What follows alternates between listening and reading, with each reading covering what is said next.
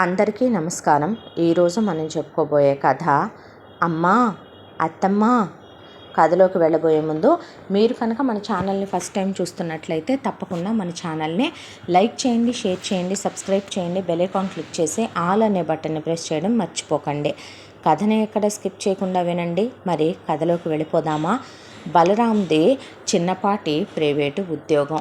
ఆయన భార్య వసంతకి కాస్త ఆరోగ్యం బాగోదు అంటే మొదటి నుంచి కూడా పుట్టింట్లో సుకుమారంగా పెంచారు. దాంతో ఇంటి పని వంట పని కూడా పెద్దగా అలవాటు ఉండవు ఆవిడకి. పుట్టింట్లో ఉన్న నాళ్ళు అమ్మ వాళ్ళు చేసే, బలరాముని పెళ్లి చేసుకున్న తర్వాత అత్తగారు వాళ్ళు చేసే, వాళ్ళు కాస్త కాలం చేసిన తర్వాత బలరాం పనులు అందుకుంటూ ఉంటాడు. ఆవిడ పట్టుమని ఒక గంట సేపు నుంచొని కూడా ఏ పని చేయలేదు. వేడికి తట్టుకోలేదు, చెమటకి తట్టుకోలేదు, వానకి తట్టుకోలేదు, చలికి తట్టుకోలేదు. అంత సుకుమారంగా పెంచారు వసంతని. ఇక్కడికి వచ్చాక బలరాం ఆవిడని ఇంకా ప్రేమగా, అభిమానంగా, ఆవిడకంటూ ఒక గౌరవాన్ని ఇచ్చే, భార్యల్ని కొట్టడాలు తిట్టడాలు వాళ్ళ ఇంట్లో ఎవరికీ అలవాటు ఉండదు. ఎంతో ప్రేమగా చూసుకుంటాడు ఆయన. వీళ్ళిద్దరి అన్యోన్య దాంపత్యానికి, ప్రేమకి గుర్తుగా వీళ్ళకి 4 పిల్లలు కలిగారు. 2 ఆడపిల్లలు, 2 మగపిల్లలు. పెద్దమ్మాయి పేరు అంజిత, రెండో అమ్మాయి పేరు స్నేహ. పెద్ద కొడుకు పేరు కిరణ్, రెండో కొడుకు పేరు హరి. ఉన్నది బలరాం చేతిలో ఒక ప్రైవేట్ ఉద్యోగమే అయినప్పటికీ ఆయనకి ఒక సొంత ఇల్లు ఉంది, ఒక 3 BHK ఇల్లు మాత్రమే. అయినప్పటికీ పిల్లల్ని మాత్రం చాలా గారాబంగా, పిల్లల్ని ఉన్నంతలోనే ఆడపిల్లల్ని వేరుగా మగపిల్లల్ని వేరుగా చూడకుండా నలుగురిని సమానంగా, నలుగురికి చదువు చెప్పించాలని, నలుగురిని ప్రయోజకుల్ని చెయ్యాలని, ఉన్నంతలోనే వచ్చే జీతంలోనే కడుపు నిండా తిని కంటి నిండా నిద్రపోయి ఒంటి నిండా నచ్చిన బట్టలు కట్టుకుంటే అందరూ, లేదంటే మానేస్తే అందరూ అనే విధంగా ఉంటుంది ఆయన ధోరణి. చాలా మంచోడు బలరాం. ఇక కాలచక్ర ప్రవాహంలో రోజులు గడిచిపోతూ పెద్దమ్మాయి కాస్త అందరికన్నా పెద్దది. పెద్దమ్మాయి కన్నా రెండో అమ్మాయికి కాస్త, రెండో అమ్మాయి కన్నా కొడుకులకి వయసుల్లో గ్యాపులు ఉన్నాయి. వసంత్ ఏమి వెంటనే కనలేదు. అయితే పెద్ద పిల్లది డిగ్రీ చదువు పూర్తయిపోయింది. ఆడపిల్లలకి డిగ్రీలు చెప్పిస్తే చాలే, కాస్త సంబంధాలు మంచివి చూసి పెళ్లి చేసి పంపిస్తే అత్తారిళ్లల్లో ఆడపిల్లలు సుఖపడతారు. మనం ఎంత చదివిచ్చినా రేపు కొంతమంది అత్తింటి వాళ్ళు ఉద్యోగాలు చేస్తే కొంతమంది చేయించరు కదా. ఉన్నదంతా ఎలాగోలా రూపాయి పొదుపు చేసో, అవసరమైతే ఇల్లు తాకట్టు పెట్టో, తల తాకట్టు పెట్టో, కాస్త మగ విధవలకు ఒక అక్షరం ముక్కంటూ చెప్పిస్తే రేపొద్దున తనలాగా ఇలా ప్రైవేటు ఉద్యోగాలు చేసుకున్నప్పటికీ కాస్త 4 రాళ్ళు వెనకేసుకుంటారు.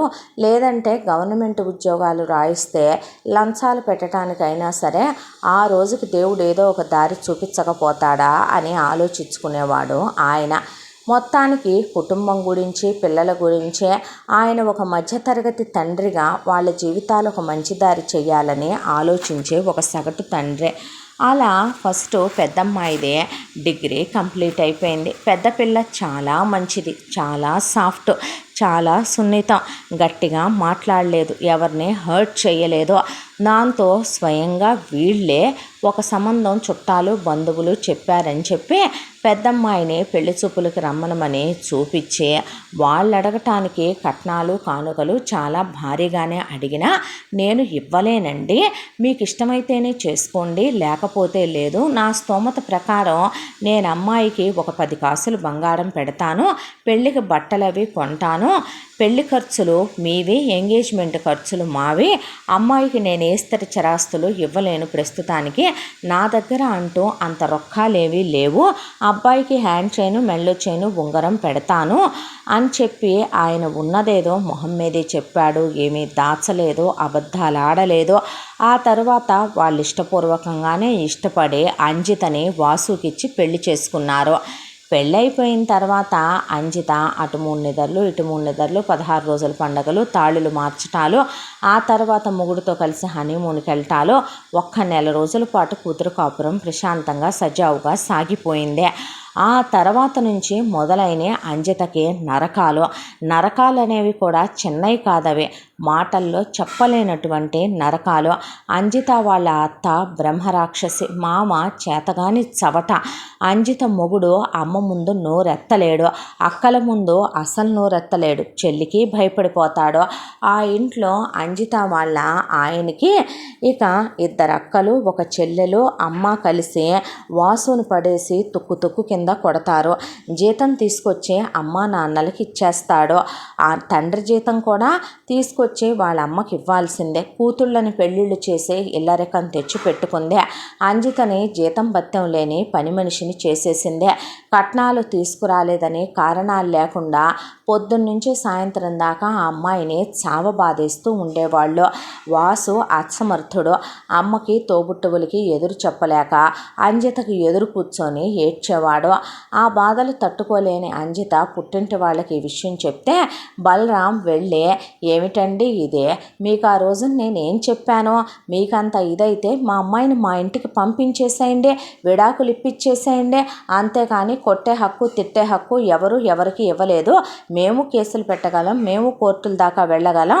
ఆడపిల్లని మేమెంతో అపురూపంగా గారాబంగా పెంచుకున్నాం. మా పిల్ల డిగ్రీ చదువుకుంది, ఎక్కడ ఉద్యోగానికి వెళ్ళినా ఒక 20-30 వేలు తెచ్చుకుంటుంది. దానికి తగినోడిని ఇచ్చి చేసినా కూడా అంత ముద్దొండుకొని తిని ప్రశాంతంగా మొగుడు పిల్లలతో హాయిగా ఉంటారు. దేశం మీద అత్తలందరూ నీలాగే ఉంటున్నారా ఏంటి? అసలు ఏ రైట్తో నువ్వు మా అమ్మాయి మీద చేయి చేసుకుంటున్నావు? నీకు 3 ఆడకూతుళ్ళు ఉన్నారు. మా అమ్మాయి ఏ తప్పు చేసిందని కొడుతున్నావు? మా అమ్మాయి ఎవరినే వందని కొడుతున్నావు అని బాగానే అడిగొచ్చారు వీళ్ళు కూడా. ఆ తర్వాత కోడలికి విడాకులు అంటున్నాడు. కొడుకుతో విడాకులు ఇప్పిస్తే ఎలిమనీలు ఇవ్వాలి, ఆస్తిలో వాటాలు ఇవ్వాలి.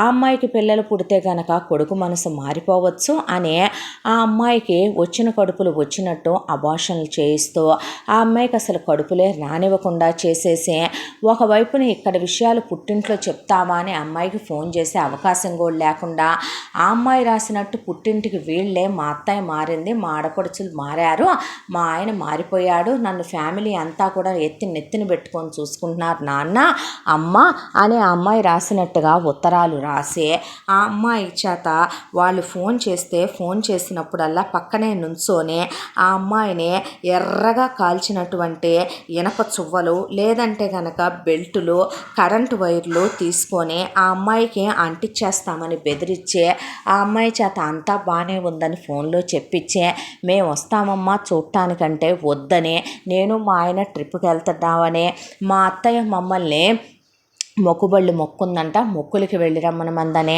మా సొంతూరు వెళుతున్నామని ఇలా చెప్పించేదే.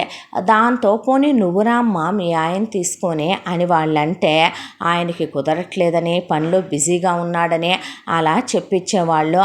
పోనీ అది కాదు ఇది కాదు వీడియో కాల్ చేయమ్మా అని అడిగితే వీడియో కాల్ చేయటానికి కెమెరాలు పనిచేయట్లేదని, వీడియో కాల్ నేనే తర్వాత కొత్త ఫోన్ తీసుకోగానే మీకు చేస్తానని ఆ అమ్మాయికి ఆ అమ్మాయే చెప్పినట్టుగా చెప్పించే అత్త ఆ అమ్మాయిని ప్రత్యక్ష నరకాలు పెట్టి, ఆ అమ్మాయిది ఎంత పెద్ద జడ అంటే అటు ఇటుగా కూర్చుంటే అంజిత జడ నేల కానుద్దే, అలాంటి జడని కుత్తికలో కత్తిరిచ్చేసి నూనె ఖర్చు కుంకుడుగాయల ఖర్చు అని చెప్పి ఆ అమ్మాయికి తిండి పెట్టకుండా గంజి పోసి ఆ అమ్మాయి చేత నానా చాకిరీ చేయించే, కట్నాలు తీసుకురాలేదని వాతలేసి ఆ అమ్మాయిని కొట్టి తిట్టి నరకాలు పెట్టి హింసలు పెట్టి, ఒకవైపున మొగుడితో వేరు కాపురం వెళ్ళిపోదాము, నేను ఇక్కడ ఉండలేకపోతున్నాను, ఈ నరకాలు భరించలేకపోతున్నాను, పుట్టి బుద్ధెరిగిన తర్వాత నన్ను మా అమ్మ ఒక మాట అనెరగదు, మా నాన్న అనెరగడు, నీకు దండం పెడతాను, పోనీ మా ఇంటి దగ్గర వదిలేయమంటే నువ్వు వెళ్తే నేను చచ్చిపోతాను, నిన్ను వదిలి నేనుండలేను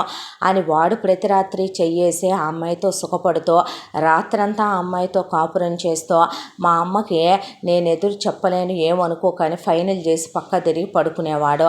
ఈ నరకాలు పడలేక తనేంటిక్కడ వేశ్య, తనేమైనా వీడికి సుఖాలు అందించటానికే, లేదంటే కనుక వీళ్ళింట్లో పాచి పని చేయటానికి వచ్చిందా, అందుకే పుట్టిందా? తనకంటూ ఒక ఆత్మాభిమానం ఉంది, తనకంటూ ఒక విలువ గౌరవాలు ఉన్నాయి. తన తల్లిదండ్రులకి తను నిజం చెప్పుకోలేకపోతుంది అంటే వీళ్ళకి తను భయపడుతుంది. ఒకవేళ వెళ్ళి అమ్మా నాన్నలకి నిజం చెప్తే తనని ఆదరించని పుట్టినిల్లు కాదు, అక్కుని చేర్చుకొని పుట్టినిల్లు కాదు. తమ్ముళ్ళు ఇంత హైటు వెయిట్ మీద అమాంతం నాన్న తమ్ముళ్ళు కలిసి వచ్చి వీళ్ళని కొడితే, వీళ్ళల్లో ఎవరినైనా చంపేస్తే, వాళ్ళు జైలుకి వెళ్తే అమ్మ చెల్లి బ్రతుకు ఏమైపోతుంది? పైగా నేను మొగుడిని వదిలేసి వెళ్ళి ఇంట్లో కూర్చుంటే నాన్న విడాకులు ఇప్పిస్తానంటున్నాడు. కానీ ఆ ఎఫెక్ట్ చెల్లి మీద పడితే రేపొద్దున చెల్లికి ఇలాంటి సంబంధమే వస్తే తమ్ముళ్ళకి రేపొద్దున పిల్లల్ని ఇస్తారా ఎవరైనా? అమ్మా నాన్న తలెత్తుకోగలుగుతారా అని అసలే ఒంట్లో బాగోని మనిషి దాని మీద పదే పదే పదే పదే ఆలోచించే కడుపుతో ఉంది. ఆ విషయం చెప్పలా, ఎందుకో కడుపు మీద ఇష్టం కలిగింది, కడుపులో పిండం మీద ప్రేమ కలిగింది, ఉంచుకోవాలనిపించింది. మొగుడుకు కూడా చెప్పాలనిపించలేదు. పిల్లలు పుడితే పరిస్థితులు కుదుట పడతాయి అనుకుంది. అయితే ఆ అమ్మాయి బీరువాలో మామిడికాయలు దాచుకొని, చింతకాయలు దాచుకొని, ఉసిరికాయలు దాచుకొని గవర్నమెంట్ హాస్పిటల్కి వెళ్ళి కూరగాయలకు వెళ్ళినప్పుడు బలానికి మందులు తెచ్చుకొని వాడుకోవటం చూశారు ఆడపడుచు అత్త. ఆ అమ్మాయికి 4వ నెల కూడా నిండి పొట్ట లైట్గా కనపడుతూ లూజు డ్రెస్సులు వేసుకుంటుందని గమనించిన వీళ్ళు ఆ అమ్మాయి కాళ్ళు చేతులు పట్టుకొని ఆ అమ్మాయికి వితౌట్ మత్తు అబార్షన్ అయిపోయేలాగా ఆ అమ్మాయికి ఇక అవి ఇవి అని పెట్టి అయిపెట్టినా కడుపు పోవట్లేదని, తిండి పెట్టకుండా అలా చేసినా కడుపు పోవట్లేదని ఎర్రగా కాల్చిన ఇనప చువ్వలు పెట్టి పొట్ట మీద వాత పెట్టి పొట్ట మీద బలంగా కొట్టి ఆ అమ్మాయికి ఇక బ్లీడింగ్ అయిపోవటం మొదలైంది. బ్లీడింగ్ అయిపోవటం మొదలైన తర్వాత నేను పాపం చేసుకొని ఇంటికి వచ్చాను, నా కడుపులో ఉన్న బిడ్డ పాపం చేసుకొని ఇప్పటికి 10 మంది భూమి మీదకి రాకుండానే పోయారు. ఇక ఇంట్లో ఉన్నంత వరకు నా జీవితం ఇంతే. నేను నా పుట్టింటికి వెళ్ళను లేను, వాళ్ళకి తక్కువ పేరు తేను లేను. ఇప్పుడు పైగా అత్త ఏమంది, మొన్న నువ్వు నీ పుట్టింటికి వెళ్ళినా, నీ వాళ్ళకి ఏదైనా చెప్పినా నీ చెల్లెలు తిరుగుబోద్దని, నీ అమ్మ నిన్ను నీ బాబు కనలేదని, నువ్వు నా కొడుకుతో కాకుండా రోజుకో మగాడిని పిలిచి కాపురం చేస్తున్నావనే, నీకు మగపిచ్చి మతపిచ్చి ఎక్కువనే, ఆడపడుచు మొగుళ్ళని కూడా చూసుకోకుండా నా అల్లుళ్ళని, నా మొగుడిని, పక్కింటోడిని, ఎదురింటోడిని, వెనకింటోడిని రమ్మంటున్నావనే ప్రూఫ్లతో సహా సేకరించి మీడియాల ముందు పెట్టి కోర్టులో మేము ప్రూవ్ చేయగలం అనేపాటికి ఒకవైపున బ్లీడింగ్ అయిపోతూ కడుపులో పోట్లు వస్తూ ఆ అమ్మాయి అబార్షను అటు ఇటు కాకుండా అయిపోయి ఆ నరకాలు తట్టుకోలేక, ఒకవైపున మొగుడు ఆ అమ్మాయిని అర్థం చేసుకోలేక ఈ హింసలన్నీ భరించలేని అమ్మాయి ఉరేసుకొని చచ్చిపోయింది. కూతురు చచ్చిపోయిందనే విషయం తెలిసి గుండె పగిలిపోయింది వసంతకి, బలరాంకి. వసంత ఇరగదీసుకొని పడిపోయింది. వసంతకు అసలే బీపీ ఉంది. ఒకవైపున బలరాం కుప్పకూలిపోయాడు. హార్ట్ పెయిన్ వచ్చేసింది ఆయనకి. కొడుకులిద్దరికీ నోట్లో నుంచి మాట రాలేదు అసలు. చుట్టాలు బంధువులు ముక్కు మీద ఏలేసుకున్నారు. చిన్నపిల్లకి అదొక పెద్ద షాకు. అక్క నిజం చెప్పాలంటే అమ్మ కన్నా ప్రేమగా చూసుకునేది వాళ్ళ ముగ్గురిని, వయసులో పెద్దదే. దానికి తోడు అమ్మకు ఒంట్లో బాలేదని సరదాగా నవ్వుతూ తనకి జళ్ళు వేయటం కానీ, తమ్ముళ్ళకి తలదూవటం కానీ, దగ్గర పడుకోబెట్టుకోవటం, చదువు చెప్పటం, నోట్లో తినిపించటం, వాళ్ళకు ఒంట్లో బాగోపోతే పక్కనే ఉండి చూసుకోవటం పెద్దమ్మాయి చాలా మంచిదే. అలాంటి అక్క లాస్ట్కి రాసినటువంటి మరణవాంగ్మూలపు ఉత్తరం ఆ అమ్మాయి చనిపోయిన తరువాత ఒక కట్ట వీళ్ళింటికి చేరుకుంది. అయితే ఆ అమ్మాయి శవాన్ని పడుకోబెట్టి పక్కనే మొగుడు వెధవ కూర్చొని చవట వెధవలాగా, వాజమ్మ వెధవలాగా నోట్లో కర్చీఫ్ కుక్కుకొని అసలు తను అన్యాయంగా పోయిందని, కడుపులో బిడ్డ మీద ప్రేమ పెంచుకుందని, అబార్షన్ అయిపోయేసరికి తట్టుకోలేకపోయిందని, తను ఆ మానసిక వేదనతోనే కడుపు మీద ఇక తనే ప్రేమని పెంచేసుకొని ఆ కడుపులో బిడ్డలు నిలవట్లేదు కడుపులు అనే దాంతో ఆత్మహత్య చేసేసుకుందని, పిల్లల మీద ఉన్న ప్రేమతోనే ప్రాణాలు బలి తీసుకుందని క్రియేట్ చేసేస్తే మొగుడు కూడా అవునని తలూపేశాడు. దాంతో ఇక స్నేహకు కలిగిన పెద్ద దిగ్భ్రాంతి ఒకటే. ఇంటికి వచ్చిన తర్వాత అక్క శవాన్ని ఖననం చేసి కంటికి మింటికి కానకుండా ఏడిసి ఇంటికి తిరిగొచ్చారు అంతా. తిరిగి వచ్చిన తర్వాత అమ్మాయి చావబోయే ముందు వీళ్ళకి ఆఖరిగా పోస్ట్ చేసిన ఉత్తరాలు వచ్చినాయి. అందులో ఆ అమ్మాయిని ఎలా నరకం పెట్టారో, మొగుడు ఎలా సెక్షువల్గా అమ్మాయిని యూజ్ చేసుకున్నాడో, ఒకవైపున ఆ అమ్మాయిని ఎలాంటి మాటలు మాట్లాడారో, అసలు ఆ అమ్మాయి కడుపులు ఎలా పోయినాయో, ఆ అమ్మాయి ఎందుకు పుట్టింటికి రాలేకపోయిందో అవన్నీ చెప్పుకొని ఉత్తరాలు రాసేపాటికి అత్త అత్త అత్త అత్త అత్త అత్త అత్త ఒక లైన్కి 100 సార్లు అత్త గురించి మాత్రమే రాసింది పెద్దమ్మాయే.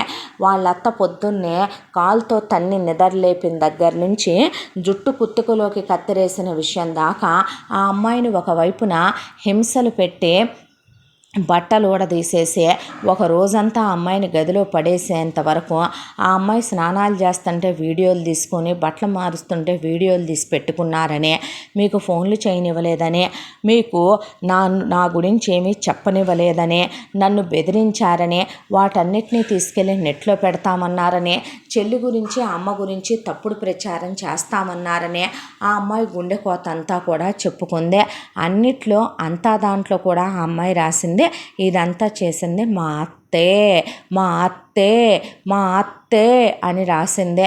దాంతో అది చదివినటువంటి వసంత, బలరాం కూర్చుండిపోయారు. వాళ్ళ మీద ఇప్పుడు ఏమని కేసులు పెడతారో, పెట్టినా వాళ్ళ పోయిన బిడ్డ తిరిగి వస్తుందా అనే దిగులు ఒక పక్కన, కానీ ఎందుకు వదిలేయాలి నాన్న అని మగపిల్లలు చుట్టాలు బంధువులు అనేసరికి కేసు అయితే పెట్టారు, కోర్టులో అయితే పడేశారు. వాళ్ళకి కొన్నాళ్ళు జైలు శిక్ష అయితే పడిందే. అంతకుమించి వాళ్ళు ఏం చేయగలరో, ఏం పోరాడినా పోయిన బిడ్డ తిరిగి వచ్చుద్దా అంతా అని ఒక్కటే అన్నారు అందరూ జనాలు. చిన్నప్పటి నుంచి పిల్ల మెతక స్వభావరాలు అయిపోవటం వల్ల, ధైర్యస్తురాలు కాకపోవటం వల్ల పిచ్చిమోహంది ప్రాణం తీసుకుంది. అదే ధైర్యం చేసి బయటకు వచ్చుంటే కడుపులో పెట్టుకొని ఆదరించలేని పుట్టిల్లు కాదు కదా మీది. ఇలా ఆడపిల్లల్ని నమ్మి అత్తళ్ళకి పంపిస్తుంటే ఇలా చేసి పంపిస్తున్నారు. ఆడపిల్లలకి ఎక్కడ రక్షణ ఉంది? స్కూలుకు పంపిస్తే స్కూళ్ళల్లో పిల్లల మీద అత్యాచారాలు, అఘాయిత్యాలు జరుగుతున్నాయి, దాడి మధ్యలో జరుగుతున్నాయి. స్నేహాలని, స్నేహితులని, లవ్ అఫైర్లని, లేనిపోయినవి అన్నీ పక్కనే ఉండేవాళ్ళే వెన్నుపోట్లు పొడిచి గొంటలు తీసి మోసం చేస్తున్నారు. పోనీ ఇదేది కాదని చదివించే ప్రయోజకుల్ని చేద్దామంటే కాలేజీల్లో పిల్లలకి రకరకాలైనటువంటి మోసాలు, ఘోరాలు జరుగుతున్నాయి. ఉద్యోగాలు చేయిస్తే అక్కడ న్యాయాలు జరుగుతున్నాయి. పోనీ పెళ్లి చేసి పంపిద్దాంలే ఆడపిల్లల్ని అనుకుంటే అత్తారిళ్లల్లో ఇలాంటి నరకాలు అయిపోతున్నాయి. అసలు అత్త అనే వాటిని భూమి మీద లేకుండా ఒకచోట కట్టకట్టి తగలేస్తే దరిద్రం వదిలిపోద్దేమో. ఈ విషయంలో అబ్బాయిలు ఒక రకంగా 100కి 90% లక్కీ పర్సన్సే. ఎందుకంటే అబ్బాయిల్ని అత్తామామలు చాలా విలువ గౌరవాలు ఇచ్చి వాళ్ళ కొడుకుల కన్నా కూతుళ్ళ కన్నా ఎక్కువ ఇష్టంగా చూస్తారు. ఎందుకంటే వాళ్ళ అమ్మాయిని ప్రేమగా చూడాలి అనే దాంతో. కానీ కోడల విషయం దగ్గరకు వచ్చేపాటికి అప్పటిదాకా అమ్మలుగా ఉన్న వాళ్ళు కాస్త ఆడవాళ్ళు అత్తలుగా మారిపోతారు. వాళ్ళకి కూతుళ్ళున్నా సరే ఆడపిల్లల్ని చిత్రహింసలు పెట్టి ఆనందిస్తారు. ఒకళ్ళకి కట్నం పిచ్చి, ఒకళ్ళు అసలు ఎందుకు నరకం పెడుతున్నారో తెలియదు. ఒకళ్ళకి ఉద్యోగం చేసి ఇంటి పని చేసి వంట పని చెయ్యాలి. కోడలు అనేది ఖాళీగా ఉండకూడదు, కోడలు అనేది మనశ్శాంతిగా ఉండకూడదు, కోడలు నవ్వకూడదు, కడుపు నిండా తినకూడదు, కంటికి నచ్చింది కట్టుకోకూడదు. 100 ఏళ్ల జీవితంలో 25 ఏళ్ళు కొడుకుల్ని వీళ్ళు పెంచితే 75 ఏళ్ళు కలిసి ఉండాల్సిన వాళ్ళు, వంశాంకురాల్ని కని వంశోద్ధరణ చేయాల్సిన కోడళ్ళు ఒకవైపున వీళ్ళ కింద, వీళ్ళ కనుసన్నల్లో వీళ్ళకి గడగళ్ళాడిపోతూ కాళ్ళకి చెప్పుల్లా, చెప్పు కింద తేళ్లలా వాళ్ళ జీవితాన్ని ఏం తినాలో, ఏం తాగాలో, ఏం కట్టుకోవాలో, ఏం వేసుకోవాలో వీళ్ళ నిర్ణయాల ప్రకారం వాళ్ళ జీవితాలు జరిగిపోవాలి. అసలు ఆడపిల్లల్ని ఎందుకు కంటన్నామా అనిపించేస్తుంది, భయం వేస్తుంది. ఆడపిల్లలు పుడుతున్నారంటేనే, సొసైటీలోకి పంపాలంటేనే. కూతురికి కోపం వచ్చి లక్షన్నా తప్పు కాని వాళ్ళకి కోడలు పొరపాటున విసుక్కున్నా కూడా తప్పులైపోతూ ఉంటాయి. ఇక ఒకటి కాదు, ఒక నరకం కాదు, చిచ్చి వెదవ బ్రతుకు ఏంటా, ఒక డెకేటల్లా ఆడపిల్లల్ని కనకూడదు, మగపిల్లలు ఎక్కువ అనే ఆడపిల్లల్ని భ్రూణ హత్యలు అబార్షన్లు చేయించి చంపేయించారని మనం అనుకుంటాం. కానీ ఈ రోజున ఆడపిల్లలు లేరు, మగపిల్లలు ఎక్కువ, ఆడపిల్లలు తక్కువ ఉన్నారని అనుకోవటమే తప్ప పిల్లల్ని మనం కట్నాలు ఇచ్చేది మారలేదు, చదివించేది మారలేదు, పుడుళ్ళు పుణ్యాలు మంచి చెళ్ళని చూసేది మారలేదు, ఆ తర్వాత ఆ పిల్లల్ని పెట్టే హింసలు మారలేదు. ఆడపిల్ల ఫోన్ చేస్తుందంటే ఎలా ఉన్నావమ్మా అని అడిగితే నేను బాగున్నాననే మాట కన్నా కూడా అమెరికాలు ఆస్ట్రేలియాలు ఇస్తున్నాం, కానీ మా అమ్మాయిని నేను అమెరికా ఇచ్చా, దానత్త సంవత్సరంలో 6 నెలలు ఉంటే దాని ఆడపడుచులు వెళ్ళి 3 నెలలు ఉండొస్తారు, ఇంకా అదేం ప్రశాంతంగా కాపురం చేసి వస్తుంది అక్కడ, దానికి సుఖం లేదు పాడు లేదు. మా అమ్మాయిని ఆస్ట్రేలియా ఇచ్చానంటే అక్కడికి వెళ్ళి మాస్టర్స్ చేసి ఉద్యోగం చేసి ఇంట్లో చాకరీ చేసి మొగుడు పిల్లల్ని చూసుకొని పై ఎత్తున అత్తామామ వెళతారు, ఒక 6 నెలలు వాళ్ళకి సేవ అయిపోద్ది, ఆ తర్వాత మరిది అక్కడే ఉండి చదువుకుంటాడు, ఆ తర్వాత వాడిని చూసుకోవాలి, ఆడపడుచు వాళ్ళు మధ్యలో వెళ్ళి సత్కరిచ్చొస్తూ ఉంటారు. ఏం బ్రతుకుల్లే వెధవ బతుకులు. అసలు ఆడపిల్లల్ని పురిట్లో పుట్టినప్పుడు మనమే దేవుడికి ఇచ్చేసామనుకొని వడ్ల గింజ ఒక పొలుకు వేస్తే పేడా పొద్దనిపిస్తుంది ప్రాణం. ఇవన్నీ చూడలేక వాళ్ళు పడే నరకాలు, మనం పడే హింసలు కన్నా అదే నయమేమో అనేసి వెళ్ళిపోయారు వచ్చిన వాళ్ళంతా. ఏది ఏమైనా పోయిన బిడ్డ అయితే తిరిగి రాదు. నిజం చెప్పాలంటే ఆ పిల్లలో ఉన్నటువంటి అమాయకత్వం, ఆ పిల్లలో ఉన్నటువంటి అతి మంచితనం ఆ అమ్మాయి ప్రాణాలనే బలి తీసుకుందే. ఇదంతా చూసిన మగపిల్లలు చాలా బాధపడ్డారు. తమ భార్యల్ని అలా కాకుండా చాలా ప్రేమగా చూసుకోవాలి, గౌరవంగా చూసుకోవాలి అనుకున్నారు. తమింటికి రేపొద్దున 2 కోడళ్ళు వస్తారు, తమ కోడళ్ళ విషయంలో మాత్రం వాళ్ళని అర్థం చేసుకుంటూ చూసుకోవాలి అని వసంత అనుకుంది, బలరాం అనుకున్నాడు. కానీ ఇంత దాంట్లో మాత్రం స్నేహ మనసు మీద ఒకటి ముద్రించుకుపోయింది. తమ్ముళ్ళకి ఎటు ఇక్కడికొచ్చే అమ్మాయిలే.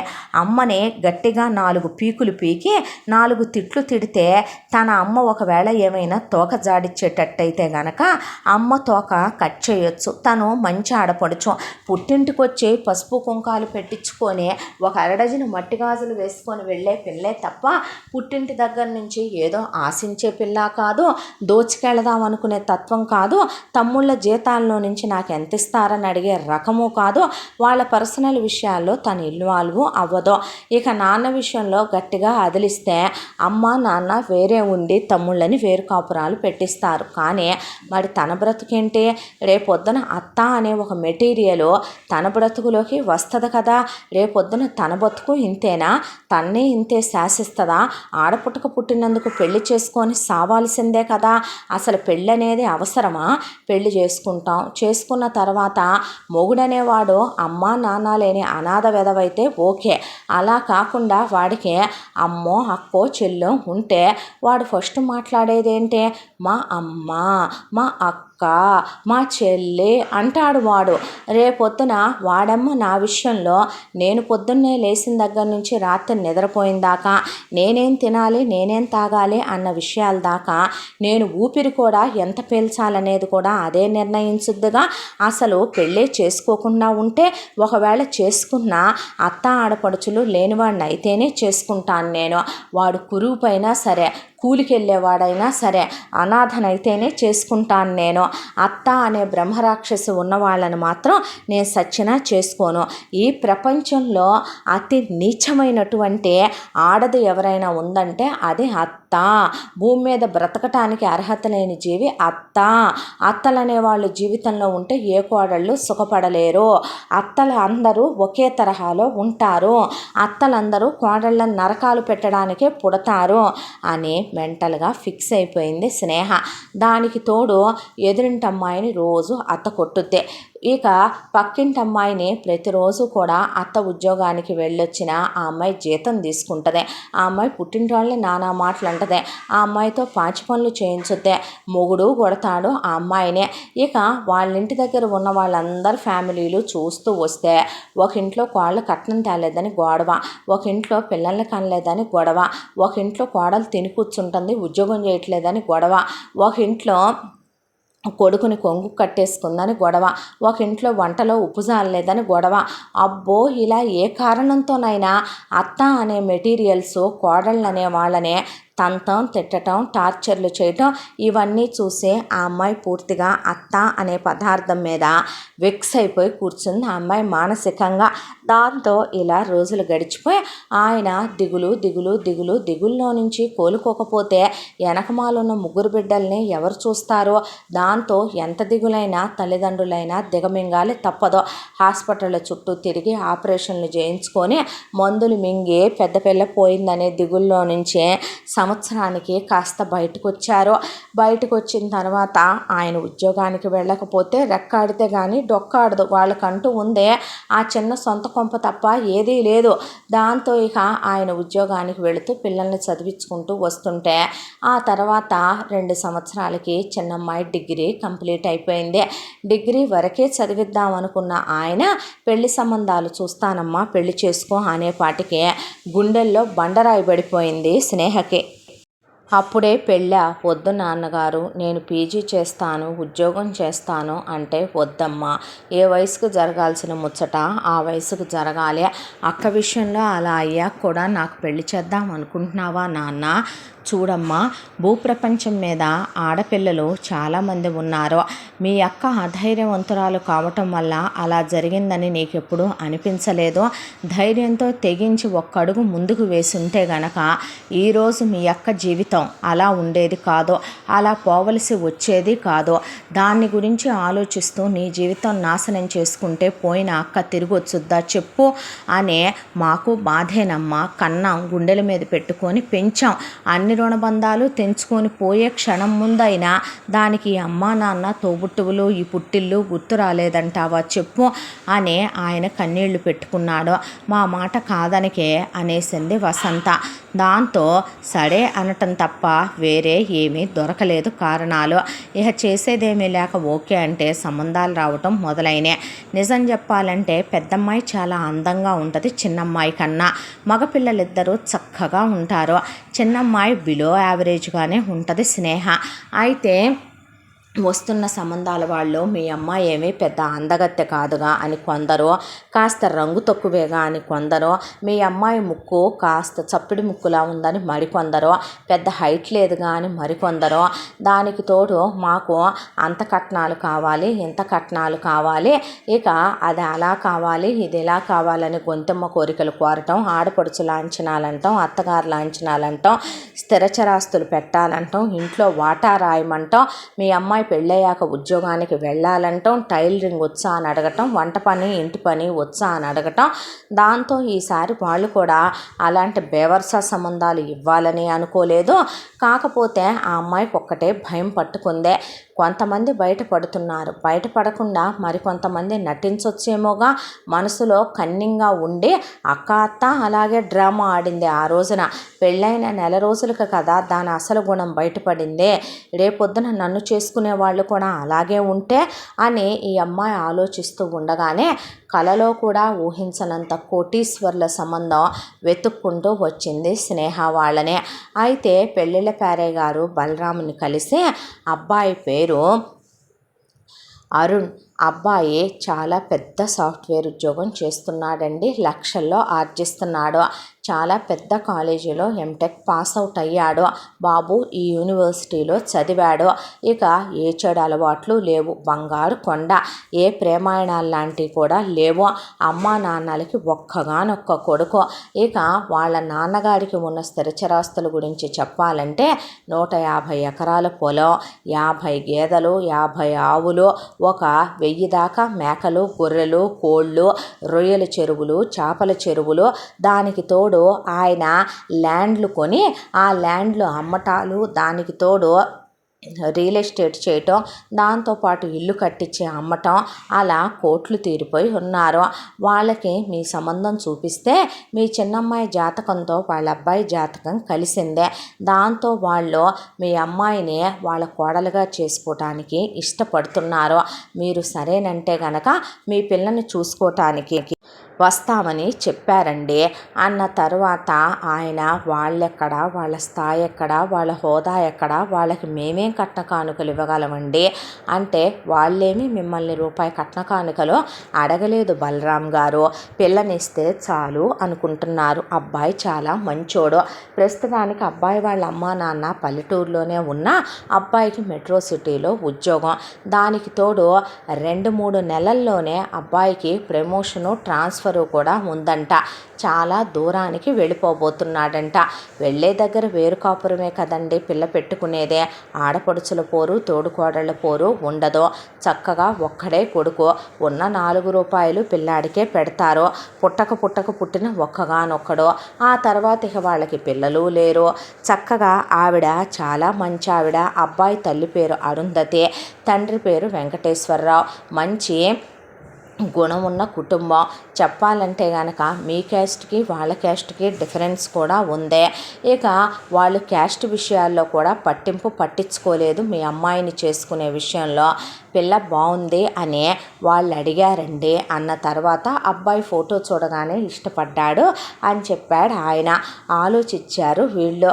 ఆలోచిస్తే రేపొద్దున ఏదైనా ప్రాబ్లం వస్తుందా అని అసలు ఎవరికి తెలియనివ్వకుండా ఆయనే పర్సనల్గా ఎవరిని నమ్మకుండా ఎంక్వైరీ చేసుకున్నారు.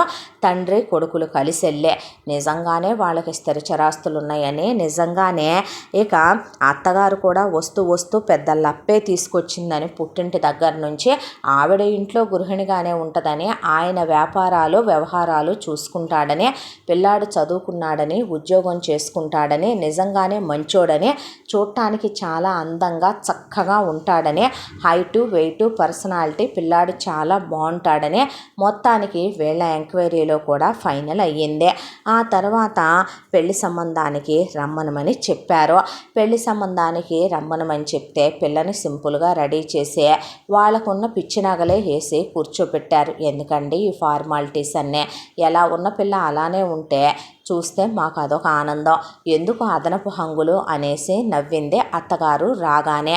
ఇక అత్త అనే మెటీరియల్ని చూసిన స్నేహ మాత్రం పగతో రగిలిపోతూ మొహం పక్కకు తిప్పేసుకుంది.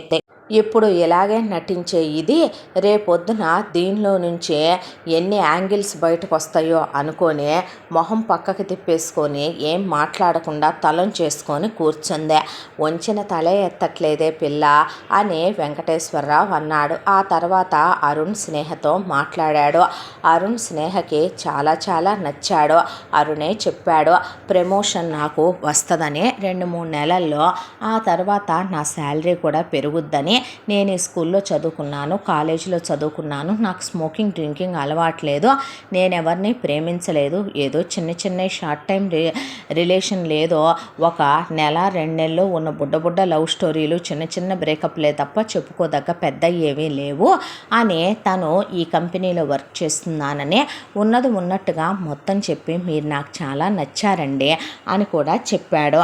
చెప్పి అమ్మ మీ ఫోటో నేను చూసి మీరు బాగున్నారు అనగానే తను కూడా మిమ్మల్ని చాలా ఇష్టపడిందే అనేపాటికే అమ్మ అంటే అత్త, అది అత్తేగా అని వీడికి అమ్మంటే ఇష్టమా? రేపొద్దున అమ్మ చెప్పినట్టు నన్ను కొడతాడా, తిడతాడా, గోళ్ళల్లో సూదులు పెట్టి గుచ్చుతాడా, సెక్షువల్ హెరాస్మెంట్ చేస్తాడా, వీడు నన్ను ఫిజికల్గా వాడుకోవటానికే చేసుకుంటున్నాడా అనే మనసులో ఎన్నో వచ్చినాయి డౌట్లు. ఆ తర్వాత ఆ అబ్బాయి 1 గంటన్నర మాట్లాడిన తర్వాత బయటకు వచ్చాడు. అమ్మాయి నచ్చిందని చెప్పాడు. స్నేహనే అబ్బాయి నచ్చాడా అంటే తలదించేసుకుందే. మౌనమే అంగీకారం అనుకొని వాళ్ళు నిశ్చితార్థం ఏర్పాట్లు చేసుకుంటామండి అని చెప్పి అక్కడి నుంచి నమస్కారాలు చెప్పి ఆ తర్వాత వెళ్ళిపోయారు. వెళుతూ ఇక అరుణ్ తన ఫోన్ నెంబర్ ఇచ్చి కిరణ్కి హరికి స్నేహకి ఇమ్మనమని మామగారితో చాలా స్నేహంగా మాట్లాడే, అత్తగారితో ప్రేమగా మాట్లాడే, బావమరుదులతో ఇంకా అభిమానంగా మాట్లాడి మరీ వెళ్ళాడు అక్కడి నుంచి. ఆ తర్వాత స్నేహ ఆలోచించుకుంది పిచ్చెక్కిపోతుంది. పొద్దున పొద్దున్న లేచిన దగ్గర నుంచే అత్త కాలుతో తన్ని నిద్రలేపినట్టు, గేదెల దగ్గర తొక్కేసినట్టు, పేడలు ఎత్తిచ్చినట్టు, పిడకలు కొట్టించినట్టు, దాంతోపాటు అత్త తన చేత పాచి పని అంతా చేయించినట్టు, మామ తన కాళ్ళతో తన్నినట్టు, మొగుడు తన్ని సెక్షువల్గా యూజ్ చేసుకొని నరకాలు పెట్టినట్టు నిద్రపోతున్న అవే కలలు వచ్చి ఉలిక్కి పడి లేవటం మొదలుపెట్టింది. ఈలోపు ఒకవైపున ఎంగేజ్మెంట్కి ఏర్పాట్లు అయిపోవటం, ఆ తర్వాత ధూమ్ధామ్గా ఎంగేజ్మెంటు జరిగిపోవటం కూడా అయిపోయింది. ఎంగేజ్మెంట్కి బోలెడన్ని నగలేస్తే పిచ్చి నగలు కొనుక్కొచ్చింది కావాలే అమ్మ నగల సెట్ అని చెప్పి మెడలో వేసుకుంది. మనిషిలో లేదు, మనసులో లేదు, మొహం మీద ఒక నవ్వు లేదు, భయం, దిగులు, ఆవేదన అలివేసుకున్నాయి. అక్క ఫోటో చూస్తే పక్కన తన ఫోటో కూడా కనపడుతుంది, దండేసి బొట్టు పెట్టినట్టు.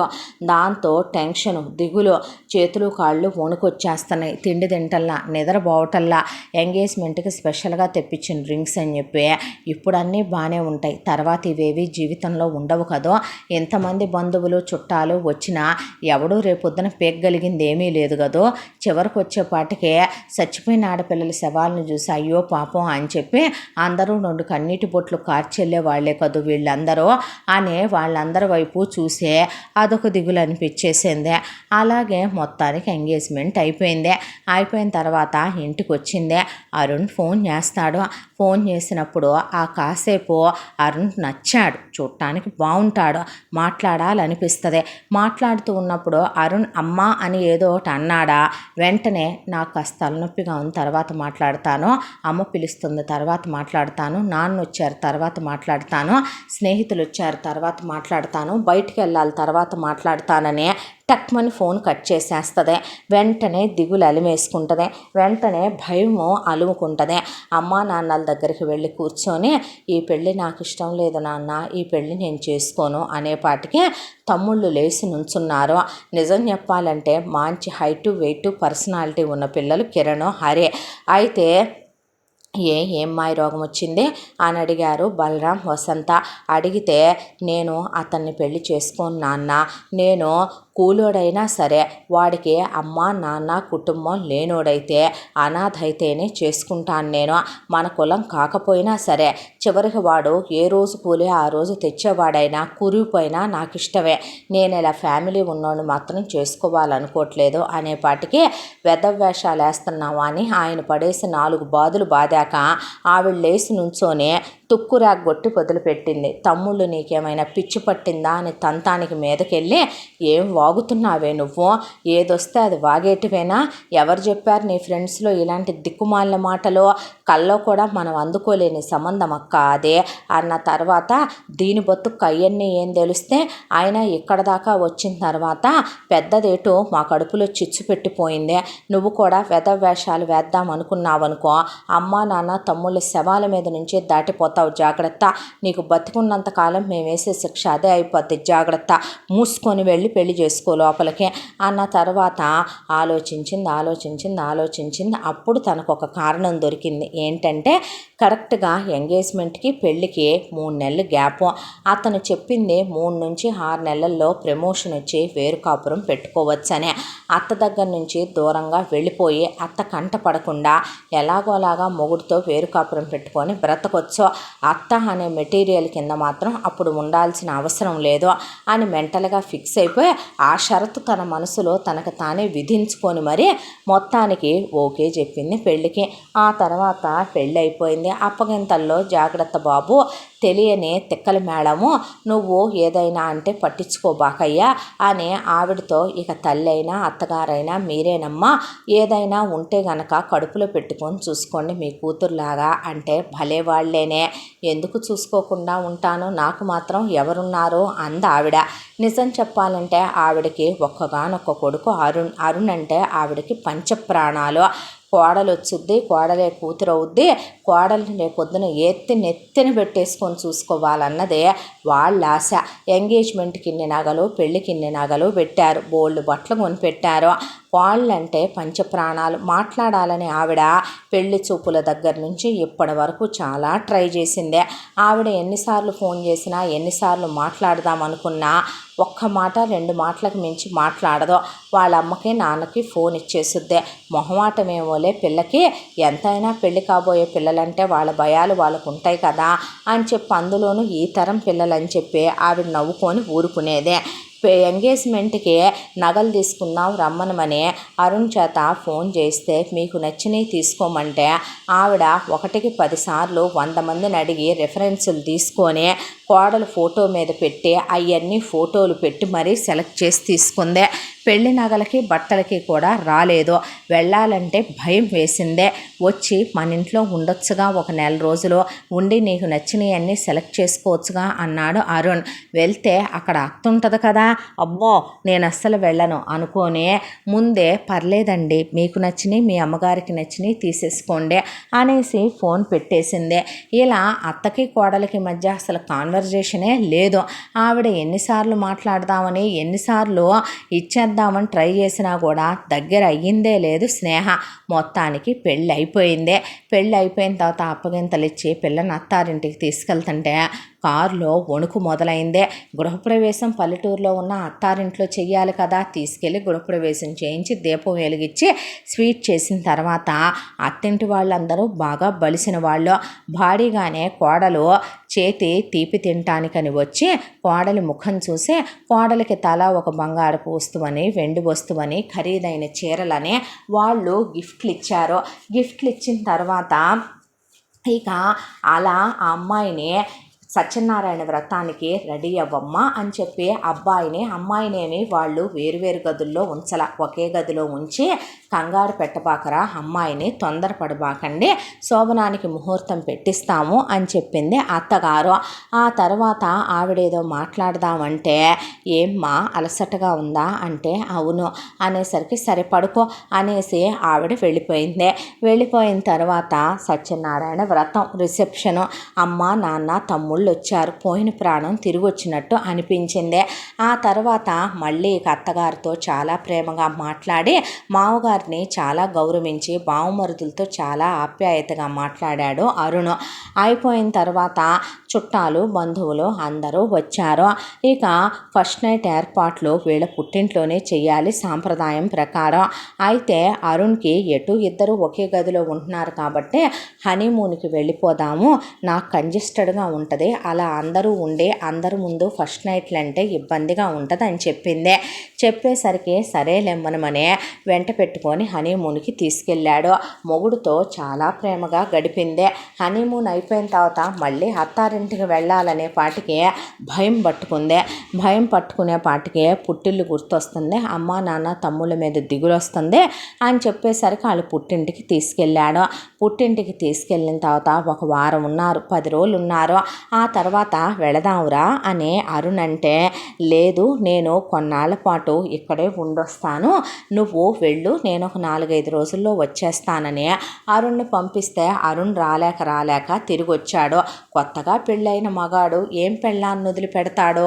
అయితే ఆ తర్వాత అలా అరుణ్ వచ్చేయటం ఏమో కానీ ఇక తనకు ఒంట్లో బాగాలేదని, కడుపులో తిప్పుతుందని, పీరియడ్స్ వచ్చినాయని ఇలా రకరకాల కారణాలు చెప్పుకుంటూ తనకి తలనొప్పిగా ఉంటుందని డాక్టర్ దగ్గర చూపించుకుంటానని, కొత్తగా పెళ్ళైన పిల్లలకి హార్మోనల్ చేంజెస్ వచ్చి కొంతమంది బాడీలో చేంజెస్ జరిగే నిజంగానే కొంతమందికి పుట్టింటికి దూరం అయిపోయామనే దిగుల్లో ఆవేదనలో కూడా హెల్త్లు బాగోమనే దాంతో అరుణ్ కానీ వాళ్ళ అమ్మ నాన్న కానీ ఈ విషయం పట్టించుకోవాలా. ఆ కోడలు వస్తుందేమో ఇంట్లో తిరుగుద్దేమో అని సంబరపడిపోయానయ్యా అని అరుంధతి కొడుకుతో అంటే అరుణ్ చాలాసార్లు ఫోన్ చేశాడు. చేసిన ప్రతిసారి ఇదే చెప్పేదే.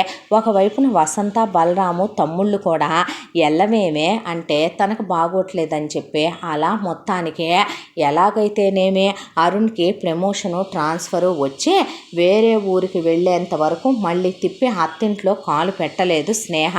ఆ తర్వాత డైరెక్ట్గా మొగుడికి ఉద్యోగం వచ్చిన దగ్గరికే వెళ్ళిపోయింది. వెళ్ళిపోతే వెంటనే వీళ్ళు అలా ఒక్క నెల రోజుల పాటు ఉన్నారో లేరో అరుంధతి ఇక్కడ మొగుడితో పోరి పోట్లాడి మొత్తానికి అరుణ్ కోసం అని చెప్పి ఒక విల్లా, దాంతోపాటు కొడుక్కి ఖరీదైన కారు, ఇక ఇంట్లో కోడలి కోసం అని చెప్పి పని మనుషుల్నే అందరినీ పెట్టింది ఆవిడ వచ్చి ఒక 4-5 రోజులు వారం అన్నీ సెట్ చేసిన దాకా ఉంటే ఆవిడేం చెప్పినా అంతేనండి, అలాగేనండి, సరేనండి అని వంచిన తల ఎత్తేది కాదు. స్నేహ ఇంత దాంట్లో ఏమైనా విశేషమా ఏంట్రా, పిల్ల అలా ఉందే అనేపాటికి చాలే ఊరుకోమ్మ, ఎలా వస్తే విశేషాలు, నేను బర్త్ కంట్రోల్ యూస్ చేస్తే అని అరుణ్ నవ్వాడు. కొడుకుని కోడల్ని సంతోషంగా ఉండమనమని. ఆవిడ లేకపోతే ఆ పల్లెటూరులో వెంకటేశ్వరరావుకి కుదరదు. గొడ్డు గోద కోళ్ళు మేకలు ఆవిడ చూసుకోవాలి. దాంతో నువ్వు పద వాళ్ళు చూసుకుంటారులే కానీ ఇక్కడ వ్యవహారాలు పదవే అని చెప్పి ఆవిడనే ఇక ఈడ్చుకొని వెళ్ళిపోయాడు ఆయన. ఆ తరువాత వసంత బలరాం ఎప్పుడన్నా ఫోన్ చేయటమే తప్ప కూతురు ఉండేది వాళ్ళుండే ఊరికి గట్టిగా గంట ప్రయాణం. వాళ్ళు ఎప్పుడైనా వచ్చినా అల్లుడు ఎంతో ఆప్యాయంగా మామగారికి అవిష్టం తేవటం, బావమరుదులకి ఇవిష్టం తేవటం, ఇక్కడ చదువుకోండి అక్కడ చదువుకోండి అంటాం. దానికి తోడు వాళ్ళతో చాలా సరదాగా మాట్లాడటం, అత్తగారిని ఆప్యాయంగా పలకరించడం. అత్తగారు గట్టిగా లేచి 4 అడుగులు వేయలేదని గారాబంగా సుకుమారంగా పెంచారని తెలిసి అత్తగారు రాగానే ఏసీ టీవీ పెట్టి రిమోట్ చేతికిచ్చి కూర్చోబెట్టి అత్తగారు భుజం మీద చేతులేసి సొంత కొడుకు మాట్లాడినట్టు చాలా స్వతంత్రంగా మాట్లాడతాడు. ఆ అబ్బాయి మామగారిని బండెక్కించుకొని తిరుగుతాడు, కారులో తిరుగుతాడు, బావమరుదులను ఎక్కించుకొని తిరుగుతాడు, అత్తగారు వాళ్ళు వస్తే ఊరంతా తిప్పి చూపిస్తాడు. అవని ఇవని వంటమ్మాయి చేత స్పెషల్గా స్నేహాన్ని చేయించమంటాడు. మంచి అల్లుడు దొరికాడని వాళ్ళు తెగ మురిసిపోయేవాళ్ళు. ఇక వీళ్ళు వచ్చినప్పుడు అటునుంచి అరుంధతికి కొడుకంటే పంచప్రాణాలు, కోడలంటే 6వ ప్రాణం కూడా. ఆవిడికి రావాలని చూడాలని కోడల్ని ఉండదా. దాంతో ఆవిడ బయలుదేరి వస్తున్నామని ఫోన్ చేసేదే. ఫోన్ చేస్తే ఫోన్ చేయగానే నా ఫ్రెండ్కి ఉన్నట్టుండి యాక్సిడెంట్ అయిందంట, నేను వెళ్ళొస్తానని చెప్పి మనిషి మాయమైపోయి మళ్ళీ అత్తగారు వాళ్ళు వెళ్ళిన తర్వాత ప్రత్యక్షమయ్యేది. హోటల్లో రూమ్ తీసుకొని ఆ 2-3 రోజులు హోటల్ రూమ్లో ఉండే ఆ తర్వాత అత్తగారు వాళ్ళు వస్తున్నామంటే అప్పటికప్పుడు తిరుపతి మొక్కు, అప్పటికప్పుడు ఆ ట్రిప్పు ఈ ట్రిప్పు అని వేసుకొని మొగుడిని తీసుకొని గాయబైపోయేదే. ఒక్కోసారి పుట్టింటికి వెళ్ళిపోయేదే. ఆ తర్వాత అమ్మా నాన్నలు గుర్తొస్తున్నారని, తమ్ముళ్ళు గుర్తొస్తున్నారని వెళ్ళి అత్తగారు వెళ్ళిన దాకా ఉండొచ్చేదే. ఇలా అత్తా కోడళ్ళు ఒక్కరోజు కూడా ఎదురు పట్టడం జరగలేదు. కోడలతో మనసారా మాట్లాడదామంటే, కోడలికి ఏమైనా ఆవిడ చేత్తో వండి పెట్టుకుందామంటే అసలు అవ్వలేదు. ఈ ఇంత దాంట్లో మళ్ళీ కడుపుతో ఉంది స్నేహ కడుపుతో ఉన్నప్పుడు ఘనంగా సీమంతాలు చెయ్యాలని, కోడల్ని అలా చూసుకోవాలి ఇలా చూసుకోవాలని అరుంధతి మురిసిపోయింది.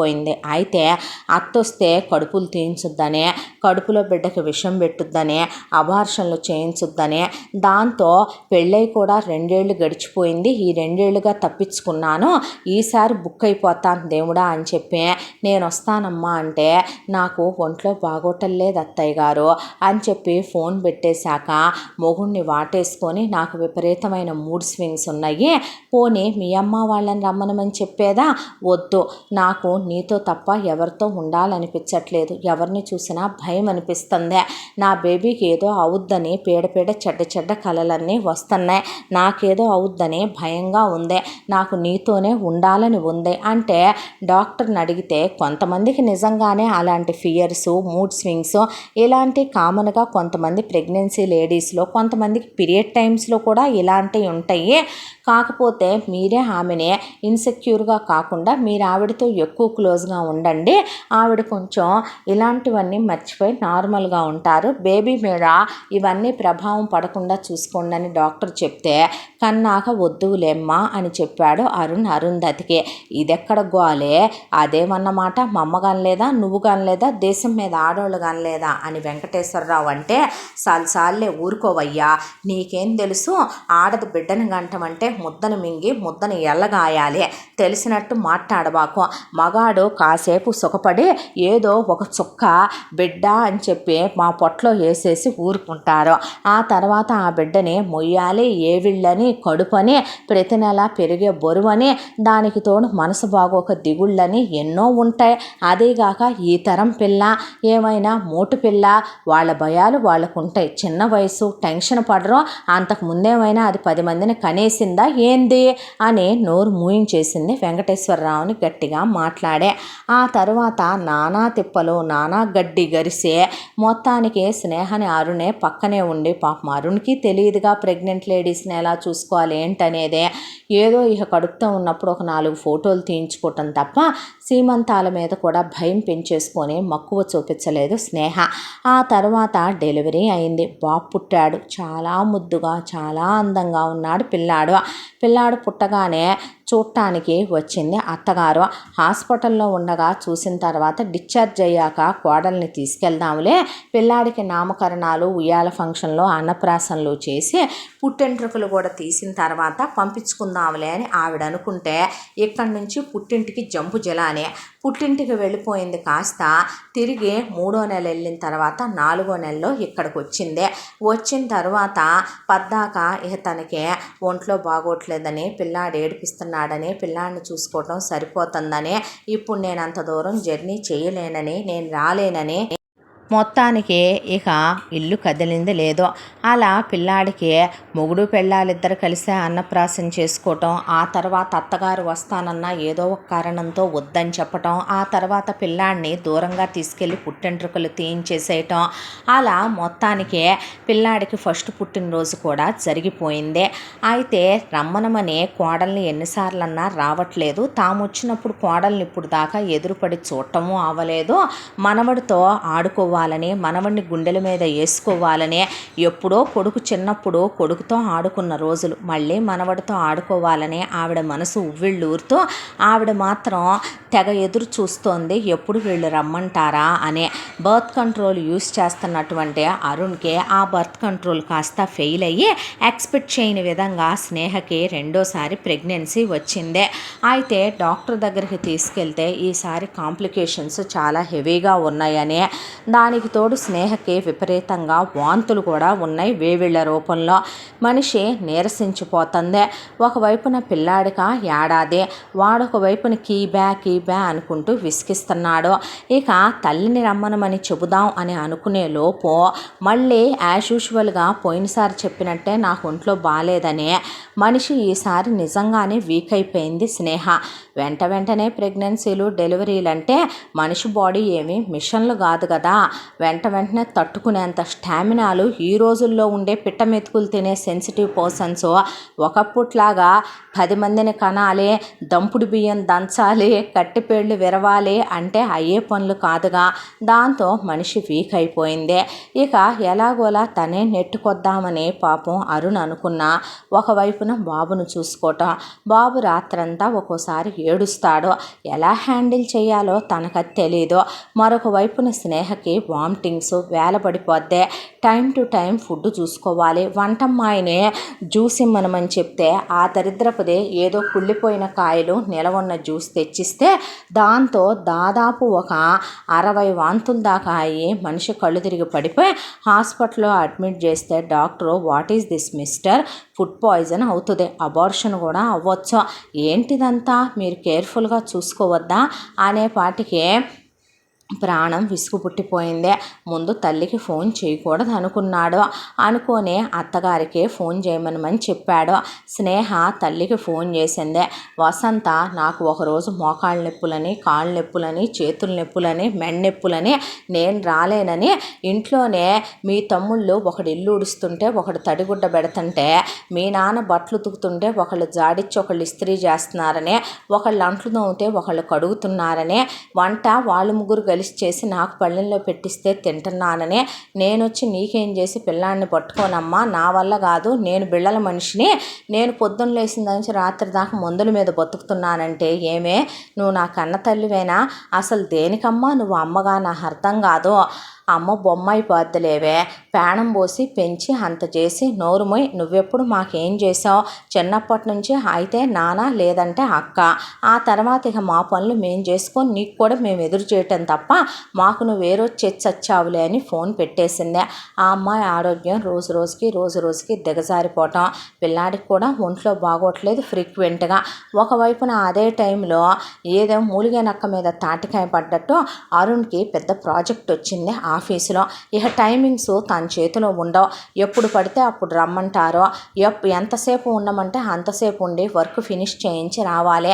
దాంతో ఇలాగ అయ్యే పని కాదని చెప్పి అరుంధతికి ఫోన్ చేసి, అమ్మ నీ అవసరం మాకుందే, నువ్వు ఏం చేస్తావో ఎలా చేస్తావో తెలీదు, నువ్వు ఆ గేదెలు ఆవులు మేకలు అని పెట్టుకోకుండా అవన్నీ నాన్నకు అప్పచెప్పేసే నువ్వు రామ్మ, స్నేహ హెల్త్ ఏమీ బాగాలేదు, నేను హ్యాండిల్ చేయలేకపోతున్నాను, ఒకవైపున ప్రాజెక్టు పడింది, దాంట్లో నేను ఏదైనా తప్పులు చేశానంటే ఉద్యోగం ఊడిపోద్ది, పిల్లాడికి ఒంట్లో బాగోట్లేదు, ఒకవైపున పిల్లాడిని మేనేజ్ చేసుకుంటూ స్నేహం చూసుకోవటం నా వల్ల తేలట్లేదు, డాక్టర్ గారు స్నేహ హెల్త్ ఏం బాగాలేదన్నారు, అత్తయ్య గారి సంగతి తెలుసుగా, ఒంట్లో బాగాలేదు, ఆవిడొచ్చి చూసుకోలేరు, నిన్ను రమ్మనమన్నానని తప్పుగా అనుకోకమ్మా.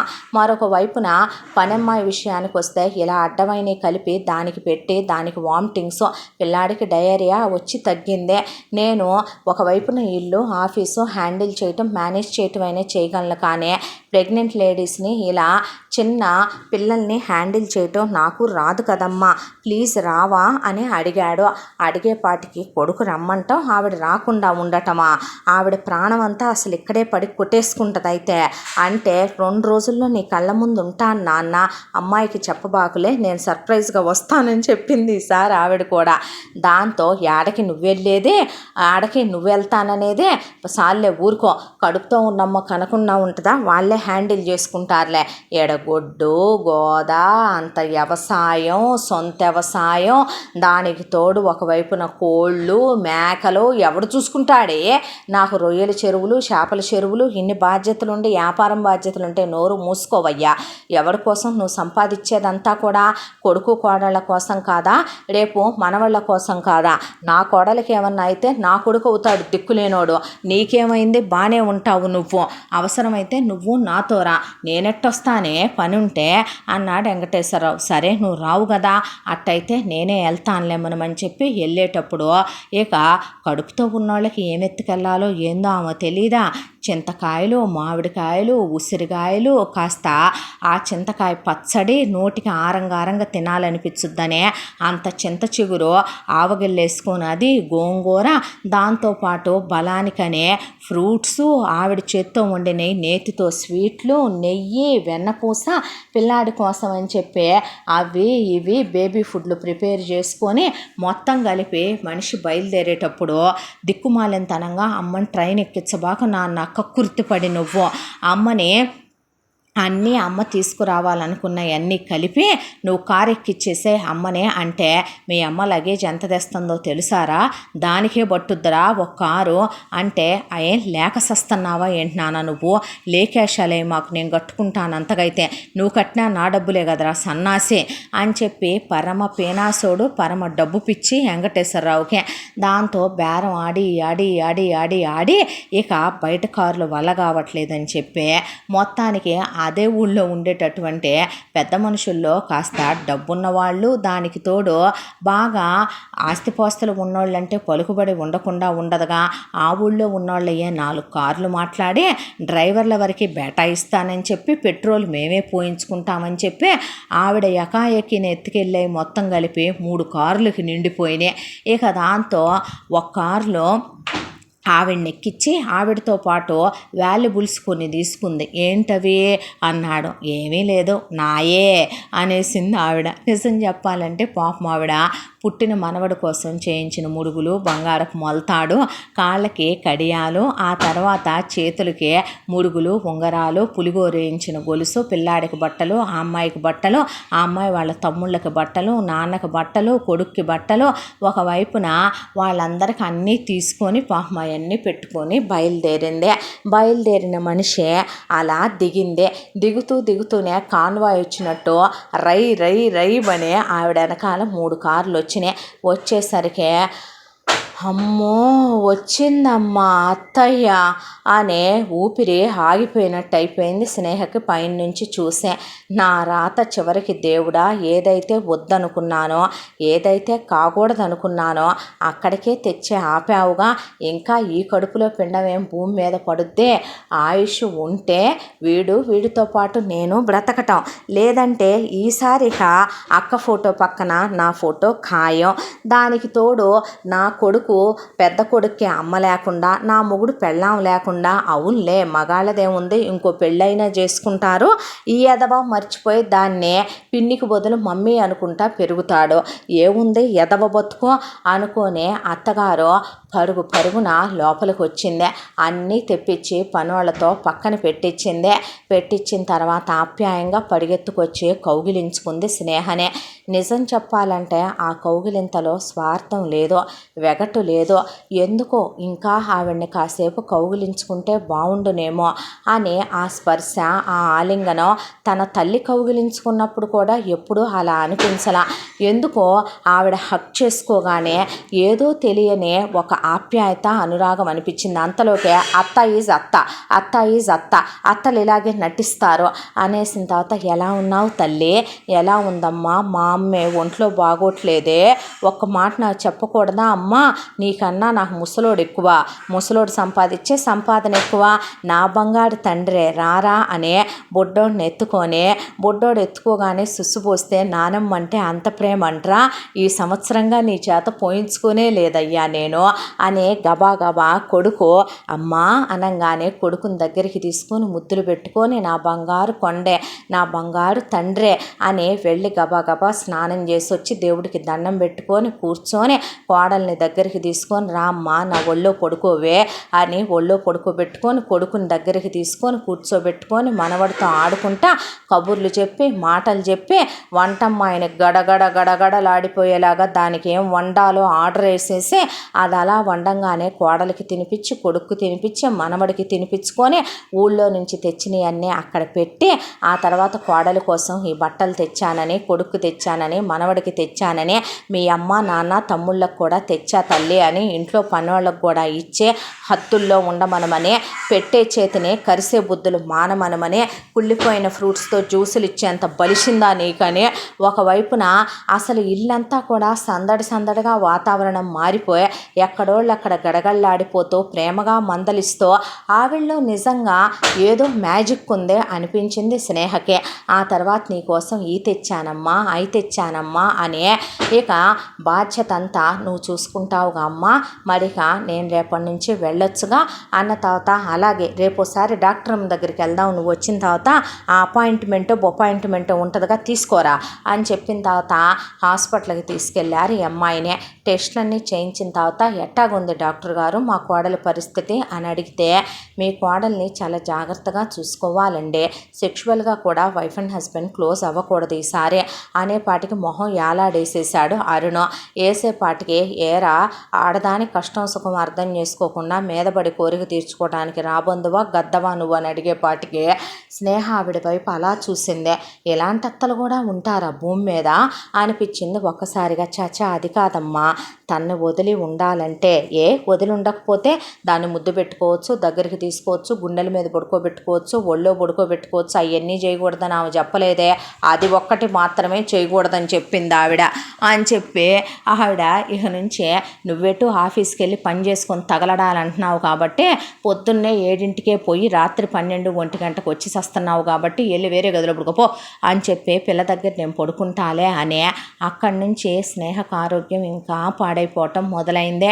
స్నేహనే ఆవిడ నిజం చెప్పాలంటే వాంతులే ఎత్తిపోసిందా, మలమూత్రాలే ఎత్తిపోసిందా, కూర్చోబెట్టి స్నానాలే చేయించిందా, మెత్తటి పల్చటి బట్టలే కట్టి పడుకోబెట్టిందా, ఒకవైపున పిల్లాడు ఏడిపించటం, పిల్లాడికి ఒంట్లో బాగోపోవటం, పిల్లాడిని హాస్పిటల్కి తిప్పటం, పిల్లాడికి మందులు వాడటం, ఒకవైపున పోతపాలల్లోకి వచ్చేసాడా తల్లిపాలు లేక, కాంప్లికేషన్స్ ఎక్కువగా వస్తున్నాయి, టీకాలు వేయించుకోవాలా, కోడలికి ఇంజక్షన్లు చేయించడం, టెస్టులు చేయించడం, కోడల్ని చూసుకోవటం, కోడలికి నాకు అయి తినాలనిపించట్లేదు ఈ తినాలనిపించట్లేదు అని తినంగానే వాంతి చేసుకున్న దోసిళ్లలోకి వాంతులు పట్టి ఎత్తిపోసిందే. ఆవిడ మీదే కక్కిన విసుక్కున్నది లేదు, విదిలిచ్చింది లేదో, నిద్రపోనివ్వకపోయినా కాళ్ళే ఒత్తిందా, కాళ్ళకి నూనెలే రాసిందా, ఎంత సేవ చేసిందో. నిజం చెప్పాలంటే తన తల్లి కూడా ఏనాడు అంత సేవ చేసెరగదో, ఏనాడు విసుక్కోనెరగదో. బట్టల మీద మొత్తం కక్కేసుకున్నా కూడా కొడుకుని పిల్లాన్ని తీసుకొని బయటికి వెళ్ళమని ఆ బట్టలన్నీ తీసి అవతల బారేసి ఒళ్ళంతా డెట్టాలేసి తుడిసి వేరే బట్టలు తొడిగి ఏంటమ్మా ఈ నరకం అంటే, ఆడదాని జన్మరా, ఆడదాని జన్మ, ఏమని చెప్తాం, దేవుడు ఇలాగే రాస్తాడు ఆడదాని రాత. అన్నీ బాగున్నా సరే ఒక బిడ్డని కంటమంటే ఏంటో తెలుసా, ఒక అన్నం ముద్దని అలాగే మింగి అలాగే ఎల్లగాయటం అంట నాన్న, ఆడదానికి పురుడంటే పునర్జన్మ అంటారు తెలుసా అని ఆవిడ కొడుకుతో మాట్లాడటం వింటూనే ఉందే. వాంతి అయినా పర్వాలేదమ్మా, తినకపోతే పిండానికి నీకు బలం ఎలాగొస్తుందే అని చెప్పి జ్యూసులు పట్టడం, దగ్గరుండి చూసుకోవటం, నోటికి ఆరంగారం ఏదో ఒకటి వండి పెట్టడం, ఎండేళ్ళటప్పుడు తలస్నానం చేయించి తలకి సాంబ్రాణి వేయటం, ముసలాయనికి ఫోన్ చేస్తే ముసలాయన అప్పుడప్పుడు వచ్చేవాడు, వచ్చేటప్పుడు ముసలాయన్ని అయ్యెత్తురా ఇయ్యెత్తురా ఐదీసురా ఈదీసురా అని తెప్పించి ఆ అమ్మాయికి వండించి పెట్టడం, ప్రాణం ఒక ఎత్తుగా చూసుకొని మధ్య మధ్యలో వసంత బలరాం వస్తే ఇక వాళ్ళకి బట్టలని ఆప్యాయంగా పలకరించి అవి తినండి ఇవి తినండి అని వండి పెట్టి ఆవిడ చేత్తోనే కిరణ్ని హరిని దగ్గరికి తీసుకొని సొంత కొడుకుల్లాగా ప్రేమగా వాళ్ళని హక్ చేసుకొని మీకోసం బట్టలు తెచ్చాను నాయన, ఏదో పాతకాలం దాన్ని నచ్చుతాయో నచ్చవో, నచ్చితే వేసుకోండి నచ్చకపోయినా వేసుకోండి, అత్తయ్య తెచ్చిందనే ప్రేమతో అంటే ఆవిడ్ని కౌగిలించుకొని నిజంగా ఆ పిల్లలు కూడా ఆవిడకి సొంత కొడుకుల్లానే కలిసిపోయారు. అంతా దాంట్లో స్నేహ భయం ఒకటే. ఇదంతా నటన నిజమా, ఈవిడ నిజంగానే ఉంటుందా, ఇలా నటిస్తుందా, లేదంటే గనక మొగుడు ముందు ఇలా ఉంటుందా, రేపు తను డెలివరీ అయిపోయిన తర్వాత ఈవిళ్ళు అసలు గుణాలు బయటకు వస్తాయా, ఇలా ఎన్నెన్నో అనుమానాలు ఎన్నెన్నో దిగుళ్ళు. ఒకవైపున అక్క రాసిన ఉత్తరాలే గుర్తుకొస్తున్నాయి, ఒకవైపున అక్క పడ్డ హింసలే గుర్తుకొస్తున్నాయి. అంతా దాంట్లో కూడా ఒక రోజున ఈ అమ్మాయి పరిస్థితి వచ్చే శ్వాస పోయే శ్వాసలాగా అయిపోయింది. ఇంట్లో పనోళ్ళు లేరు, ఒకవైపున చూసుకుంటేనేమో మొగుడు ఆఫీసులో ఉండిపోయాడు, ఆవిడ ఒక్కటి, పిల్లాడు ఉయ్యాల్లో నిద్రపోతున్నాడు. పాపం ఆవిడకి ఏం చేయాలో అర్థం కాలేదు. అక్కడికి నోట్లో నోరు పెట్టి గాలి ఊదింది, దగ్గరికి తీసుకుంది, అయినా లాభం లేకపోవడంతో పాపం ఆవిడ క్యాబులు బుక్ చేయడం ఇవన్నీ చేతైన మనిషి కాదు. దాంతోనే బయటికి వెళ్ళి ముందు గబా గబా బాబు ఆగయ్యా అని చెప్పి ఒక క్యాబ్ అబ్బాయిని ఆపి కోడల్ని భుజాల మీద వేసుకొని తీసుకెళ్ళి కారులో ఆవిడ మీద పడుకోబెట్టుకొని పిల్లాడిని ఒకవైపున పట్టుకొని కొడుక్కి ఫోన్ చేసి, కొడుకు ఫోన్ ఎత్తకపోతే కొడుక్కి మెసేజ్ పెట్టించి కార్ డ్రైవర్తో ఆ తర్వాత కోడల్ని తీసుకెళ్ళి హాస్పిటల్లో చేరిస్తే ఏమీ లేదండి, ఏదో టెన్షన్ పడుతున్నారు, దాంతోనే బ్రీతింగ్ ప్రాబ్లం వచ్చిందనే పాటికి అక్కడే ఉండి 10 రోజుల పాటు కోడలికి సేవ చేసుకొని కోడల్ని ఇంటికి తెచ్చుకుందే. ఆ డాక్టర్ ఒక్కటే మాట చెప్పిందే, మీ అత్తగారు కనుక ఇంకొక గంట సేపు ఆలస్యం అయితే నిన్ను తీసుకురావటం, ఒకటి నీ కడుపులో బేబీ పోయేదే, లేదంటే గనక మీ విషయం కూడా ఈసారి చెప్పలేకపోదుమో, మీ కండిషను అంత సీరియస్ అయిపోయింది అని. దాంతో ఆవిడ మీద ప్రేమ కలగటం మొదలైందే.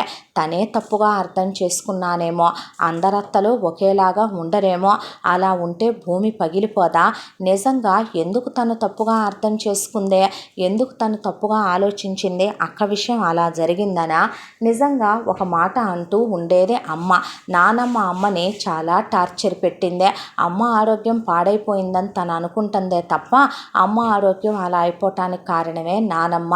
నాన్న లేనప్పుడు అమ్మని చాలా టార్చర్లు పెట్టేదే, కాకపోతే ఆ ముండ తొందరగానే సచ్చింది కాబట్టి అమ్మ సుఖపడిపోయిందని తను అనుకోవటమే తప్ప అమ్మ ఆరోగ్యం మాత్రం బాగా డీలా పడిపోయింది. ఒక మాట చెప్పేదే, పుట్టింటి దగ్గర అమ్మకి స్వతంత్రంగా నాకు అది కావాలి, నాకు ఇది కావాలి, వండి పెట్టమ్మా అని చెప్పగలిగిన మనం అత్తింట్లో అత్తనాలా అడగలేమమ్మా.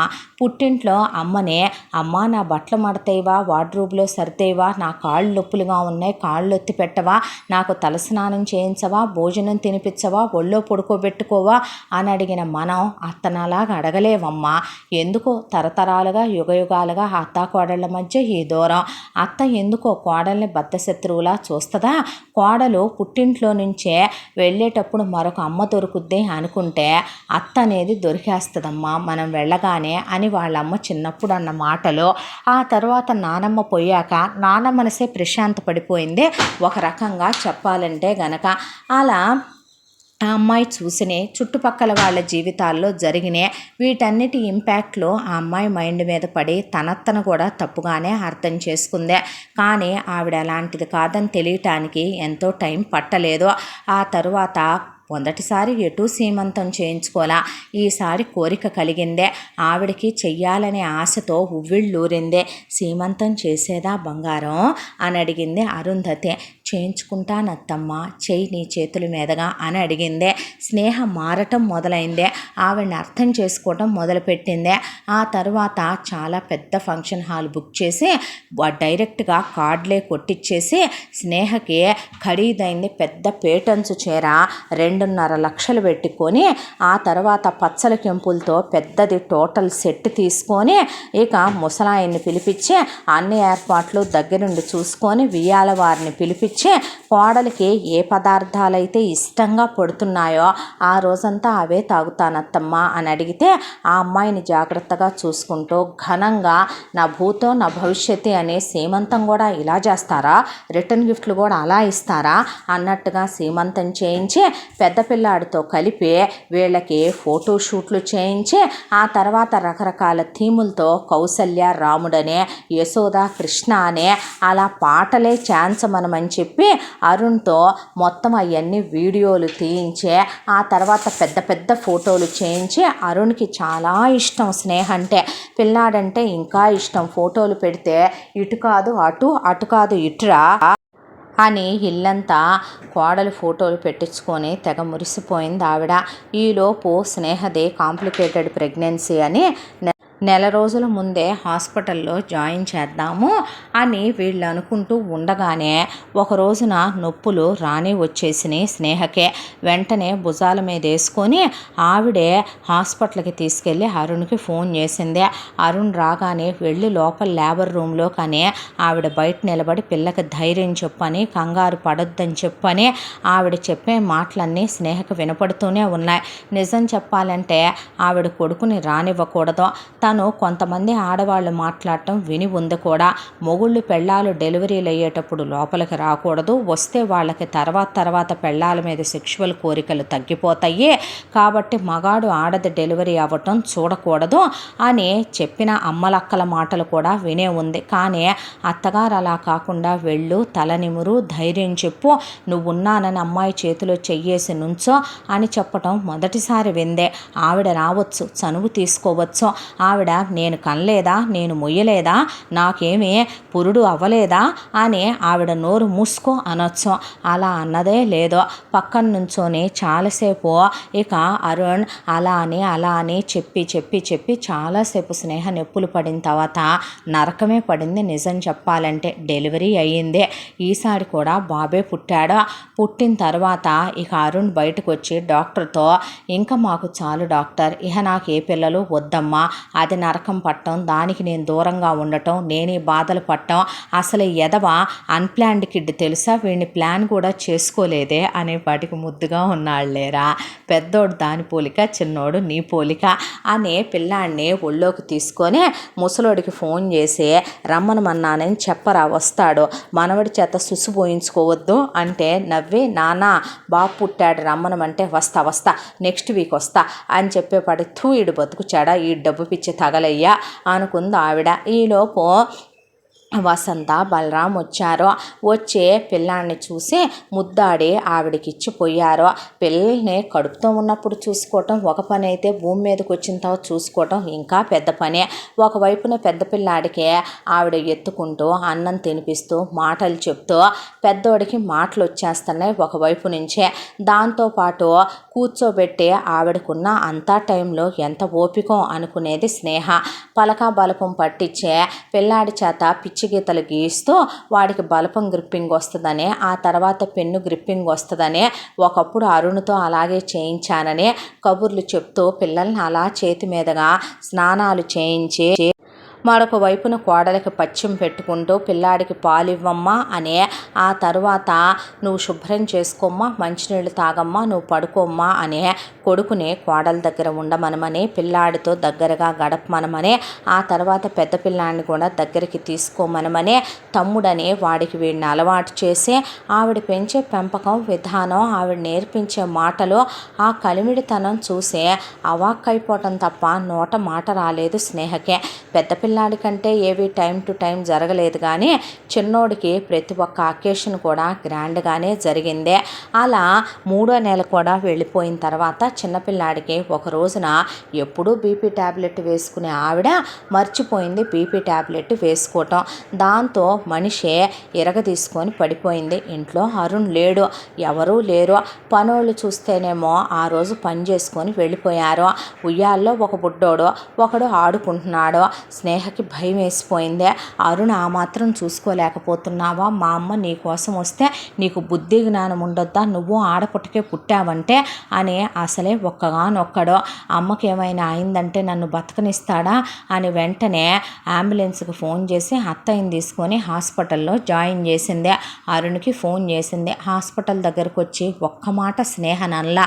స్నేహని కంగారు పడొద్దని ధైర్యం చెప్పి తల్లినే నువ్వేమైనా చిన్నపిల్లవా ఏంటే ట్యాబ్లెట్లు వేసుకోపోవటానికి, రేపటి నుంచి నేను వేస్తా ఉండు నీ గొంతులో ట్యాబ్లెట్లు, ఎలా ఉందమ్మా అని ప్రేమగా దగ్గరికి తీసుకున్నాడు. మొగుడి మహోన్నతమైనటువంటి హృదయాన్ని ఆ అమ్మాయి ఆ రోజే నిజంగా చూడటం. తల్లికిచ్చే ప్రయారిటీ తల్లికే, అత్తమామలకి ఇచ్చే ప్రయారిటీ వాళ్ళకే, ఆఫీసులో ఉద్యోగస్తులకి తన కొలీగ్స్కి పై ఆఫీసర్లకి ఇచ్చే ప్రయారిటీ అక్కడే, పిల్లలకి పంచే ప్రేమ అక్కడే, బావమరుదులకి ఇచ్చే ప్రయారిటీ అక్కడే. అసలు ఎలా ఉండగలడు అరుణిలా? అసలు ఇలాంటి మగాళ్ళు ఉంటారా భూమి మీద? అలాంటి మొగుడు తనకే దొరకటం చేసుకున్న అదృష్టమా అనిపించేసిన తర్వాత, లేదులే నాన్న నేనే మర్చిపోయానంటే లే అని తల్లిని కూర్చోబెట్టే భార్యని దగ్గరికి తీసుకొని పిల్లల్ని దగ్గరికి తీసుకొని ఎంతో ప్రేమగా చూసుకొని ఆ తర్వాత ఆవిడ్ని ఇంటికి తీసుకొచ్చాడు. ఇంటికి తీసుకొచ్చిన తర్వాత ఇక వసంత బలరాంకి ఏదో పనుందని ఆయన హాస్పిటల్కి వచ్చి చూసి వెళ్తే ఆవిడ ఇంటికి వచ్చింది పలకరించడానికి. వచ్చి కూతుర్నే తిట్టింది. బుద్ధుండొద్దా? అత్తయ్యని ఆ మాత్రం చూసుకోలేకపోతున్నావా? ఏ అంత ఇదైపోతున్నా ఇల్లంతా పనోళ్ళుండి పనులు చేస్తుంటే ఆవిడకు ట్యాబ్లెట్ చేతిలో పెట్టలేకపోయావే నువ్వు అనేపాటికి, ఊరుకోండి వదిన, చిన్నపిల్ల, ఒకవైపున దానికి నిద్ర ఉండట్లేదు, చంటోడికి పాలిచ్చుకోవాలా, మళ్ళీ ఒకవైపున ఈ మధ్యనేమో 3వ నెల వచ్చింది, కాస్త మొగుడితో కలిమిడిగా ఉండాలా, చాన్నాళ్ళ దూరం అయిపోయిందా, మళ్ళీ ఒకవైపున పెద్దోడికి ఇప్పుడే మాటలు వస్తున్నాయా, నేనే ఒకవైపున అయ్యి నేర్పమ్మా అని చెప్తున్నాను, అది మాత్రం రెస్ట్లెస్గా చూసుకుంటానే ఉంది అన్నిటినే. ఒక్కటే ఎంతని హ్యాండిల్ చేసుద్ది చిన్నపిల్ల, తప్పు దాంది కాదు, నాదే తప్పు, నేనే ఏదో పరిజ్ఞానంలో పడి ట్యాబ్లెట్లు వేసుకోలేదు, దాన్నేమీ అనొద్దు మీరు అనేసింది ఆవిడ. అన్న తర్వాత మీరేందో మీ మంచితనాలేందో నాకు అర్థం కారమ్మా అన్న తర్వాత ఇక మొత్తానికి ఆవిడకి నాకు వండటం చేత కాదు, అందుకే తెప్పించానమ్మా మీ అన్నయ్యతో అని చెప్పి పిల్లలతో అని చెప్పి ఇదిగో ఈ తీసుకోండి అని ఆవిడ ఒళ్ళో పెడితే, ఆవిడ మీ అల్లుడు వస్తానన్నాడు మీరు వెళ్ళొద్దు, ఫోన్ చేసి చెప్పాను మీకోసం అయ్యో తెస్తున్నాడంట, వెళ్తే ఊరుకోనని చెప్పాడంటే, తన మొగుడికి తన పుట్టింటి వాళ్ళ మీద ఉన్నటువంటి ఆసక్తి తనకుందా? తన అత్త విషయంలో నిజంగా తనేనా అత్తయ్యని నిర్లక్ష్యం చేసిందే? తన మొగుడు ఉన్నంత బాధ్యతగానే తనుంటుందా తన అత్తింటి వాళ్ళతో అనిపించింది స్నేహకే. అలా కూర్చొనుండంగా నేను ఇప్పుడే వస్తాను, ఒళ్ళంతా కంపరంగా ఉంది, ఆ ముదరష్టపు మందులు వేసుకుంటే నాకు చిరాగ్గా ఉంటుంది, 2 చెంబులు నీళ్లు పోసుకొని వస్తానుండమ్మా, నాతో పాటు పిల్లలకు కూడా ఒళ్ళు కడిగి తీసుకొస్తానని పనమ్మాయినికి ఒకళ్ళనిచ్చి ఆ ఒకళ్ళని తీసుకొని అక్కడి నుంచి వెళ్ళిపోయింది. తలుపు దగ్గరికేసి వచ్చి కూర్చున్న వసంత, ఏమే నీకు కాస్తైనా ఇంకిత జ్ఞానం ఉందా? ఆవిళ్ళలాంటి అత్తగారు 7 జన్మలో నువ్వు దేవుడికి ఏ జన్మలో బంగారు పూలతో పూజ చేసుకున్నావో దొరుకుద్దా? అల్లుళ్ళలాంటి అల్లుడు దొరుకుతాడా? నీకేమైనా పిచ్చా తిక్క? ఎందుకే కలిసి కలవనట్టు పొడి పొడిగా అలా ఉంటావు? ఆవిడ ఎంత మంచిది, ఆవిడ మంచితనాన్ని ఔన్నత్యాన్ని నువ్వు ఏమని అర్థం చేసుకోవాలి, ఎంతని అర్థం చేసుకోవాలి? బుద్ధి తక్కువదానా? ఇంకొకళ్ళైతే వచ్చి అలా చూస్తారనుకుంటున్నావా ఏంటే? కోడళ్ళకి కడుపులు రానంత వరకే అత్తలు గొడ్రాళ్ళు అని పిల్లల్ని కంటలేదని కడుపు అని కడుపు వచ్చిన దగ్గర నుంచి పుట్టింటి వాళ్ళని తీసుకెళ్ళిపోమ్మనమని, కన్న దగ్గర నుంచి పిల్లాడు ఏడుస్తున్నాడు చూడు, పిల్లాడు దొడ్లోకి వెళ్ళాడు, ముడ్డి కొడుక్కో ఉచ్చబోసాడు, డైపర్ మార్చు అని తిప్పి కోడలకే అప్పచెప్పే అత్తలున్నారు 199 మంది. అలాంటిది మీ అత్త అంతా నెత్తి మీద వేసుకొని అమ్మకన్నా ఎక్కువగా చూస్తుంటే అలాంటి మనిషిని పట్టించుకొని చూసుకోవద్దా అమ్మ? నలుగురు ఆక్షేపించరా? ఎటు పెద్దదే మా కడుపులో చిచ్చు పెట్టి దాని పిరికితనంతో ప్రాణాలు తీసుకొని పైలోకానికి చేరుకుందే. దానత్తకి నీ అత్తకే అసలు నక్కకే నాగలోకానికి ఉన్నంత తేడా ఉందే. దేవతే మీ అత్తయ్య, బ్రహ్మరాక్షసి పెద్దదాని అత్త. అసలు నీకు ఎప్పటికీ చెప్పకూడదనుకున్న ఒక విషయం చెప్పక తప్పట్లేదమ్మా. నీదేమీ అరేంజ్డ్ మ్యారేజ్ కాదు. నువ్వు కాలేజీలో ఉన్నప్పుడు ఒకసారి ఫీల్డ్ ట్రిప్కి వెళ్ళాలని ఫైనల్ ఇయర్లో మీ నాన్నని అడిగి డబ్బులు తీసుకొని నేను వద్దన్నా వెళ్ళావు, గుర్తుందా? అల్లుడు అక్కడికి తన స్నేహితులతో కలిసి వచ్చాడంట. అరుణ్ నిన్ను అక్కడ చూశాడంట. చూసి నీ వెనకాలే నిన్న 3 రోజుల పాటు ఫాలో అయ్యాడంట.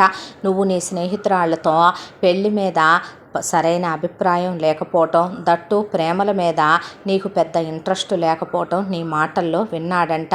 ఆ తరువాత నీ కోసం అని చెప్పి నువ్వే కాలేజీ నుంచి వచ్చావు, ఎలా వచ్చావు ఏంటని కనుక్కొని, మన దేవురని కనుక్కొని అడ్రస్లన్నీ కనుక్కొని ఆ అబ్బాయి ఆ తర్వాత ఆ విషయాన్ని వెళ్ళి వాళ్ళ అమ్మకి చెప్తే, ఒకవైపున వాళ్ళ నాన్నకేమో కట్నాల పిచ్చి. మీ అత్త ఎంత కట్నం తెచ్చిందో తెలుసా? 500 తులాల బంగారం, 30 ఎకరాల పొలం, 50 లక్షల క్యాషు, 2 ల్యాండ్లు. మీ అత్త ఒక డైమండ్ సెట్టు తీసుకొని వచ్చిందంట. ఆ రోజుల్లో మీ అత్తకి అత్త అస్సలు మంచిది కాదంట. కట్నాలు బాగా ఆశించారంట.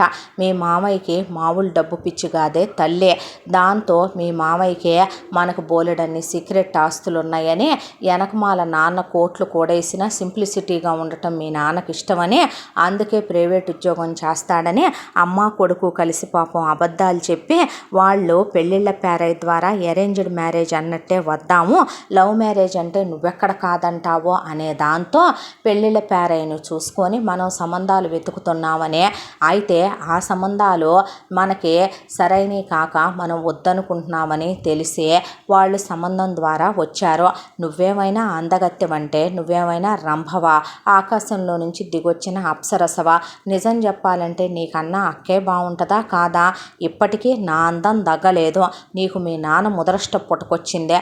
నా కొడుకులు నా అంత అందంగా ఉంటారు, కాకపోతే ఏ టయాను చూశాడో మరి అల్లుడికి నువ్వు నచ్చేసి అంత కోటీశ్వరుడు నిన్ను చేసుకోవటానికి వస్తే ఒళ్ళు బలిసి నువ్వు పెళ్లి చేసుకోనన్నావు. దాంతోనే కోపం వచ్చి నీ దవడ పగలగొట్టాల్సి వచ్చిందే. అబ్బాయి ఆ విషయాలన్నీ మాతో చెప్పాడు.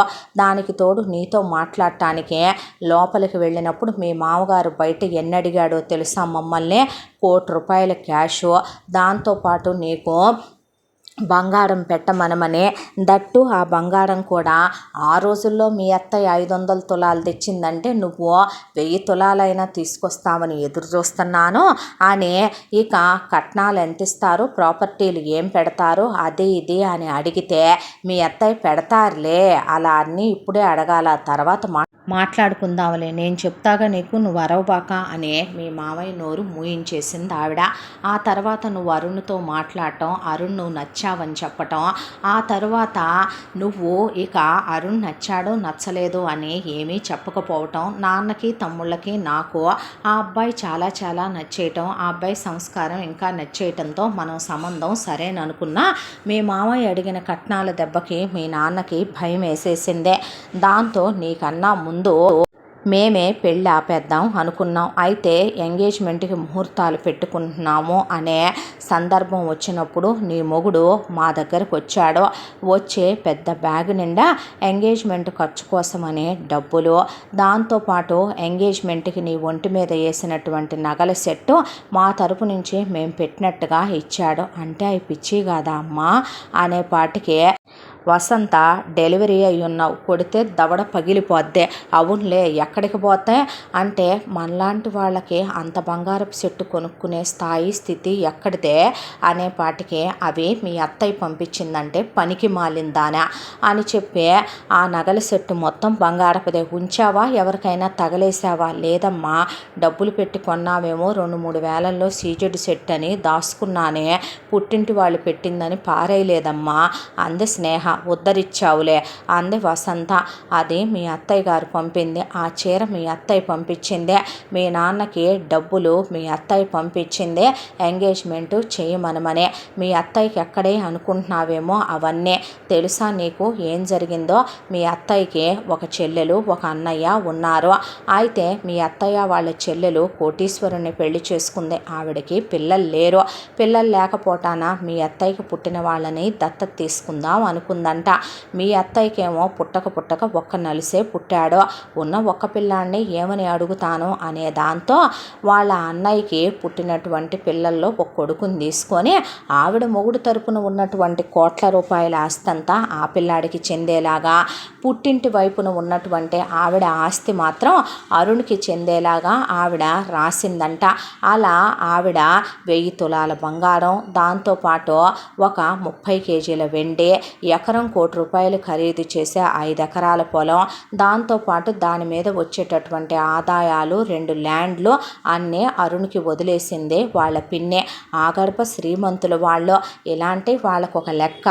అయితే మీ అత్త తీసుకురావాల్సిన కట్నం అంతా మీ మామ హ్యాండ్ ఓవర్లోనే ఉంటుంది కాబట్టి అసలు చెల్లెలిచ్చిన బంగారం గురించి వెండి గురించి అరుణ్కి ఇమ్మనమని ఇచ్చిన పొలం స్థలాల గురించి మీ అత్త ఎత్తకుండా ఇన్ని సంవత్సరాలుగా మీ మామ చదివిచ్చాడు అనుకుంటున్నావా? మీ ఆయన్నే, మీ అత్తయ్యే మీ ఆయన్ని పెద్ద పెద్ద ఏసీ స్కూళ్ళల్లో కాలేజీల్లో అట్నుంచి వచ్చే ఆదాయాలు ఇటు కట్టి చదివిస్తూ నీ మొగుడు వేలకు వేల రూపాయలు బట్టలు, బూట్లు, చెప్పులు, కళ్ళకద్దాలు, రకరకాల పెర్ఫ్యూములు, ఖరీదైన బైకులు, తర్వాత మీ మామ ఇష్టపడి కొన్నాడు అనుకుంటున్నావా మీకోసం ఈ విల్లా ఆ కారు? మీ అత్తయ్య నానా గొడవ, నానా గోల, నానా రచ్చ చేసి ఆ తర్వాత అరుణ్ కొంటావా సస్తావా అని వాళ్ళ నాన్న పీకల మీద కూర్చుంటే అప్పుడు మీకోసమని ఈ కొనిచ్చాడు మీ మామ. నీకేం తెలిసే మీ అత్తయ్య ఔన్నత్యం గురించే, నీకేం తెలిసే నీ మొగుడి గొప్పతనం గురించే. నీ ఎంగేజ్మెంట్ అయిపోయిన తర్వాత మీ మామయ్య కట్నాల విషయాన్ని రేస్ చేశాడు మా దగ్గర. అంతే, ఒక్కటే నిర్ణయించుకొని మీ అత్తయ్య మీ ఆయన్ని తీసుకొని వచ్చి మమ్మల్ని కలిసి నువ్వు ఇంట్లో లేవప్పుడు అసలు నీకు ఇది ప్రేమ వివాహం అనే చెప్పొద్దన్నారు వాళ్ళు. అరేంజ్డ్ మ్యారేజ్ లాగే చేసుకోవటం మంచిదన్నారు. నీకు ప్రేమ వివాహం పట్ల సరైనటువంటి ఇష్టత లేకపోవటంతో రేపొద్దున మీ ఇద్దరి మధ్య అలా ఏదైనా అవాంతరాలు అభ్యంతరాలు వస్తాయేమోనని చెప్పి అరేంజ్డ్ మ్యారేజ్ లాగే చేద్దామని ఆవిడ చెల్లెలు 5 ఎకరాల పొలం ఏదైతే ఉందో దాన్ని నీ పేరిట రిజిస్ట్రేషన్ చేయించి ఆ పత్రాలు, దాంతోపాటు ఆవిడ మీ మామ 1 కోటి అడిగితే 2 కోట్ల రూపాయల క్యాషు, దాంతోపాటు ఆవిడ మీ మామయ్య అడిగిన బంగారం, వెండి, డైమండ్ సెట్టు, దాంతోపాటు ఆవిడ ఇంకా లాంఛనాలు అవన్నీ ఇవ్వాల్సినవి కూడా మాకిచ్చి పెళ్లి ఖర్చులకి కూడా డబ్బులు మా చేతిలో పెట్టి మరీ వెళ్ళి ఇవేవి నీకు తెలియనియొద్దని చెప్పి మరీ పోతే, వద్దండి అలా మేము తీసుకుంటే రేపు మాట తేడా రావచ్చంటే ఎందుకు వస్తుందే? నా పుట్టింటి ఆస్తి నాకు కూతురు లాంటి నా కోడలికి నేను ఇష్టపడి పెట్టుకుంటున్నాను. అరుణ్కి రేపొద్దున ఏమివ్వడు వాళ్ళ నాన్న. మాకు ఎంత పొలం ఉంది, మాకెన్ని రొయ్యల చెరువులు చేపల చెరువులు ఉన్నాయి, గొడ్డు గోద ఎంత ఉందే, ముసలాయన డబ్బు పరంగా ఎన్ని కోట్లు కూడేశాడో ఎవరికీ చెప్పడో. ఏం పర్వాలేదు, మీరేం మాట్లాడటానికి వీల్లేదని ఆ తర్వాత ఆవిడిచ్చిన ఆ నగల సెట్లు అవన్నీ వేసేనే నిన్ను తీసుకెళ్ళింది. అవి కూడా పిచ్చియే అనుకున్నావా అంది వసంత. తల దించేసింది స్నేహ. మీ అత్తయ్య పుణ్యమా అంట నీ మెళ్ళో తాడుబడిందే. ఆ తర్వాత నువ్వు మీ అత్తయ్య నీతో దగ్గర అవుదామని క్లోజ్ అవుదామని చాలా ట్రై చేస్తే నువ్వేదో బెరుకుతోనో భయంతోనో మీ అత్తయ్యకి కాస్త దూరంగానే వచ్చావు. తర్వాత మీరు వేరు కాపురం పెట్టుకున్నా ఇబ్బంది పడకూడదని వచ్చి మీకు ఇల్లు కొనిపెట్టి కారు కొనిపెట్టి పని వాళ్ళని వంటమ్మాయిని మాట్లాడి నీకు వంట రాదని నీకు ఆ కష్టం కూడా కలగకూడదని నీ మొగుడితో సంతోషంగా ఉండాలని కోరుకున్న మొదటి వ్యక్తే మీ అత్తయ్య. నిన్ను ప్రాణానికి ఒక ఎత్తుగా ప్రేమించిన రెండో వ్యక్తే నీ మొగుడు. ఈరోజు కూడా నీ మామకి ఇవన్నీ తెలియదు. అవన్నీ నువ్వు తెచ్చిన కట్నాలనే అనుకుంటున్నాడు. మీ అత్తయ్య పుట్టింటి వాళ్ళు ఎంత మంచోళ్ళంటే మీ అత్తయ్య ఇదంతా చేసిందని వాళ్ళకి తెలిసి కూడా వాళ్ళు నిన్ను కూతురుగా భావించారే తప్ప ఏమీ తేని కోడల్ని చేసుకున్నావని మీ అత్తయ్యని వాళ్ళు అనేదే లేదు. అనేంత మీ అత్త నీ మొగుడు వాళ్ళకి ఇచ్చేది లేదు. ఇది నీ బ్రతుకులో జరిగిందే. అర్థమైందా? అలాంటి మెట్టి నీళ్ళు, అలాంటి అత్తగారు, అలాంటి మొగుడు 7 జన్మలెత్తినా దొరకరమ్మా. అనవసరంగా నువ్వు చిన్న విషయాల్ని పెద్దవి చేసుకొని కుటుంబాల్లో అవాంతరాలు చెలరేగనివ్వకు. అల్లుడు మాకు కొడుకు అయ్యాడు, చాలా ప్రేమగా చూసుకుంటున్నాడు. నీకు చెప్పని ఇంకో విషయం చెప్పమంటావా? ఇప్పుడు మన ఇల్లు రెనోవేట్ చేయించి మీ నాన్న వేయించాడు అనుకుంటున్నావా? 3 అంతస్తులు అల్లుడు వేయించాడు. నీ పెద్ద తమ్ముడికి ఒకటి, రెండో తమ్ముడికి ఒకటి, మాకు ఒక అంతస్తుని కట్టించే నాన్నకి కారు నాన్న కొన్నాడు అనుకుంటున్నావా? నీ మొగుడు కొన్నాడు. నీ తమ్ముళ్ళిద్దరికీ బైకులు నీ మొగుడు కొన్నాడు. నీ తమ్ముళ్ళనే ఇంజనీరింగ్ ఫీజు నీ మొగుడు కడుతూ చదివిస్తున్నాడు. ఆ తర్వాత వాళ్ళనే గవర్నమెంట్ ఉద్యోగాలకి రాయించమనే వాళ్ళకి ఇన్ఫ్లుయెన్స్ ఉందనే అవసరమైతే లంచాలు నీ మొగుడు పెడతానని చెప్పాడు. నీ మొగుడు లాంటి వాడు అసలు దొరుకుతాడు అనుకుంటున్నావేంటే అని ఆవిడ అంటూ ఉండగానే ఈలోపు రానే వచ్చాడు అరుణ్. వచ్చేసరికి అత్తయ్య ఎలా ఉన్నారు అని ఆవిడ భుజాల మీద చెయ్యేసి చేతులు పట్టుకొని ఆప్యాయంగా మాట్లాడే, మామయ్య గారు రాలేదా? ఈగోండి అత్తయ్య, ఈ తీసుకొచ్చాను. మామయ్యకి ఇష్టం కదా, మీకు ఇష్టం కదా, కిరణ్ కోసం హరి కోసం ఇదిగో ఈ బుక్స్ తీసుకొచ్చాను, ప్రిపేర్ అవ్వమని చెప్పండి అని ఎంతో ఆప్యాయంగా పలకరించే ఆవిడ స్నానం చేసి వచ్చి అత్తగారు రండి భోంచేద్దురుగానని వసంత చేయి పట్టుకొని కొసరి వడ్డిచ్చే భోంచేసిన తర్వాత మొన్న బజార్కి వెళ్తే మీకోసమని 2 డజన్ చీరలు తీసుకున్నాను వదిన, అన్నయ్య కోసం ఈ 4 ప్యాంట్ షర్ట్లు తీసుకున్నాను. మొన్న అరుణ్ను షాపింగ్కి వెళ్ళినప్పుడు కిరణ్కి హరికి బట్టలు తెప్పించాను, ఇగో తీసుకోండి. ఎక్కడైనా పుట్టింటి వాళ్ళ ఆడపిల్లకి తేవాలి, దానికి తోడు అయ్యొండిచ్చా ఇయ్యొండిచ్చా పెద్ద పిల్లాడికి ఇష్టం, చిన్నపిల్లాడికి ఇష్టం, అన్నయ్యకి ఇష్టం అనే 10 సంచులకి సర్తే అత్తయ్యని కారులో పంపించరా అని చెప్పి వాళ్ళు క్యాబ్ మాట్లాడి ఆ క్యాబ్లో అన్నీ ఎక్కించి ఆవిడని ఎక్కించి పంపితే చెమర్చిన కళ్ళతో ఆనందంగా వసంత టాటా బాయ్ బాయ్ చెప్పి వెళ్ళిందే. ఆ తర్వాత నేను వెళ్ళి ఫ్రెష్ అయ్యి వచ్చేదా అని అరుణ్ స్నానానికి వెళితే అత్తగారు పిల్లల్ని కూర్చోబెట్టుకొని ఆడించుకుంటూ కూర్చునేసరికి పరిగెత్తుకుంటూ వెళ్ళి స్నేహ అత్తగారి కాళ్ళ మీద పడింది. స్నానానికి వెళ్ళినటువంటి అరుణ్ ఏడుపులు వినపడుతుంటే టవల్ కట్టుకొని వచ్చి అలాగే గుమ్మం దగ్గరే ఆగిపోయాడు. ఏమైందమ్మా, ఏం తల్లి, ఏం జరిగింది అని ఆవిడ కోడల్ని లేపి నుంచోబెడితే ఆవిడని వాటేసుకొని ముద్దులు పెట్టుకొని, నన్ను క్షమించండి అత్తమ్మ, మీరు దేవత, మీరు అమ్మ కన్నా ఎక్కువ, మీరు అమ్మలాంటి వారే, మిమ్మల్ని నేనే తప్పుగా అర్థం చేసుకున్నాను, నన్ను క్షమించండి అత్తమ్మ అన్న తర్వాత ఏమైంది తల్లి అంటే అక్క విషయంలో ఇలా జరిగింది, అది నా మనసులో భయంగా పేరుకుపోయింది, దాంతో అత్తలందరూ ఒకేలా ఉంటారనే నాకొచ్చే మీరు కూడా అలాంటి వారేనని అనుకున్నాను, మీ అబ్బాయి నన్ను ప్రేమించాడని, మీరే నాకు ఎదురెదురు అన్నీ పెట్టారని, ఇంత చేశారని నాకు తెలియదు. అదంతా ఒక ఎత్తు తీసేసేయండి. మీ అబ్బాయి నన్ను ప్రేమించటం, ప్రేమగా చూసుకోవటం కూడా పెళ్ళాన్ని కాబట్టి అదేం వింత కాదు, తీసేయండి. నా కోసం మీరొచ్చే నిద్రాహారాలు మాని నా కోసం ఎంత చేశావు అత్తమ్మ, నా బిడ్డల కోసం ఎంత చేశావో అది ఎప్పటికీ మర్చిపోలేను. నేను ద్రోహిని కాదు, దుర్మార్గురాల్ని కాదు. నిజంగా నువ్వు బీపీ ట్యాబ్లెట్ వేసుకోకపోతే పట్టించుకోనంత కిరాతకురాల్ని కాదు. నిజం చెప్పాలంటే నాకేదో భయం. మీరు నన్ను కొడతారేమో, తిడతారేమో, గ్యాస్ లీక్ చేసో, కిరోసిన్ పోసో చంపేస్తారేమో, మీ అబ్బాయి మోజు తీరిపోయి దేన్నన్నా తగులుకుంటాడేమో, ఒకటి కాదు 100 భయాలు. వాటన్నిటికీ కారణం మీరే అవుతారేమో, నూరిపోస్తారేమో, నన్ను నా మొగుడిని దూరం చేస్తారేమో, నా పిల్లల్ని నా నుండి దూరం చేస్తారేమో. అక్క అనుభవించిన నరకాలన్నీ ఇదిగో అత్తమ్మ, ఇప్పటికే ఆ ఉత్తరాలు ఇంకా సజీవంగా నా దగ్గరే ఉన్నాయి. అవన్నీ చదివిన నా చిన్న మనసు మీద ఆ రోజు ఇవి చాలా పెద్ద గాయాన్ని చేసినాయి. అది నేను తీసుకోలేకపోయాను. మిమ్మల్ని అలాంటి వారే అనుకున్నాను.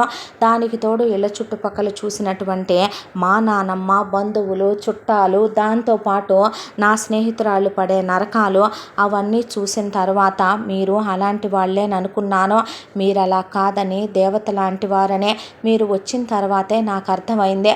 ప్రతి క్షణం మీ నుంచి పారిపోవాలనుకున్నాను, ఎస్కేప్ అయిపోవాలనుకున్నాను, దాక్కోవాలనుకున్నాను, మీ కంట పడకూడదనుకున్నాను, మీకు ఎదురుపడి మాట వాదన కూడా రాకూడదనుకున్నాను. అలా పారిపోతూనే ఉన్నాను 2 సంవత్సరాలు. మీ నుండి దూరం అయిపోతూనే వచ్చాను. అరుణ్కి అబద్ధాలు చెప్తూనే వచ్చాను. భయంతో చేసిన తప్పులే తప్ప మీ మీద వేరే ఉద్దేశంతో కాదు అత్తమ్మ అని చెప్పి ఆవిడ్ని వాటేసుకొని ఏడ్చేసి, నువ్వు నిజం చెప్పాలంటే మా అమ్మ కన్నా ఎక్కువగా చూసుకున్నావు నన్ను. నిజం చెప్పాలంటే నా తల్లి కూడా ఎప్పుడూ అంత పట్టించుకోలేదేమో. నాకు వాంతులే ఎత్తిపోసావా, పురుడే పోసావా, నా బిడ్డల్నే చూసావా, సీమంతాలే చేసావా, నా కాళ్ళే రుద్దావా. అమ్మ, మళ్ళీ జన్మంటూ ఉంటే నీ కడుపుని నీ బిడ్డగా పుట్టాలని ఉందని ఆవిడ్ని వాటేసుకొని కాళ్ళు పట్టుకొని ఎక్కిళ్ళు పెట్టి ఏడుస్తుంటే, పిచ్చి పిల్ల అలా ఏడవకూడదు, పురుడై 3 నెలలు కాలేదు నిండా, ఏం పిచ్చి పనులు, బాలింత అలా ఏడవకూడదమ్మా, అరికాల్లో పచ్చి 6 నెలలు ఉంటుందంట. పిచ్చిదాన, నీకేం తెలుసమ్మా, ప్రతి ఆడదాని జీవితంలో ఎన్నో ఆశలు, కోరికలు ఉంటాయి. నువ్వు అన్నది అబద్ధం కాదు తల్లి, నిజమే. మొగుడు మంచోడైతేనో, కొట్టనోడు తిట్టనోడైతేనో ఏ ఆడపిల్ల జీవితం సుఖంగా ఉండదమ్మా. ఆడపిల్ల వెళ్ళే ఇంట్లో సంస్కారం ఉండాలి. ఆడపిల్ల ఇంట్లో, వెళ్ళబోయే ఇంట్లో అత్త, ఆడపడుచులు, తోడుకోడళ్ళ పోరులు ఉండకూడదు. అలా ఉంటే ఏ ఆడపిల్ల సుఖంగా ఉండలేదు. మా అమ్మ నాన్న ఎంత అల్లారు ముద్దుగా పెంచారో తెలుసా. నన్ను కాలు కింద పెట్టనివ్వకుండా నవకాయ పిండి వంటలతో భోజనం చేసి పట్టు పరికిణీళ్ళు కట్టుకొని వజ్రాల నగలు వేసుకొని పెరిగామమ్మా, నేను, నా చెల్లెలు, నా అన్న.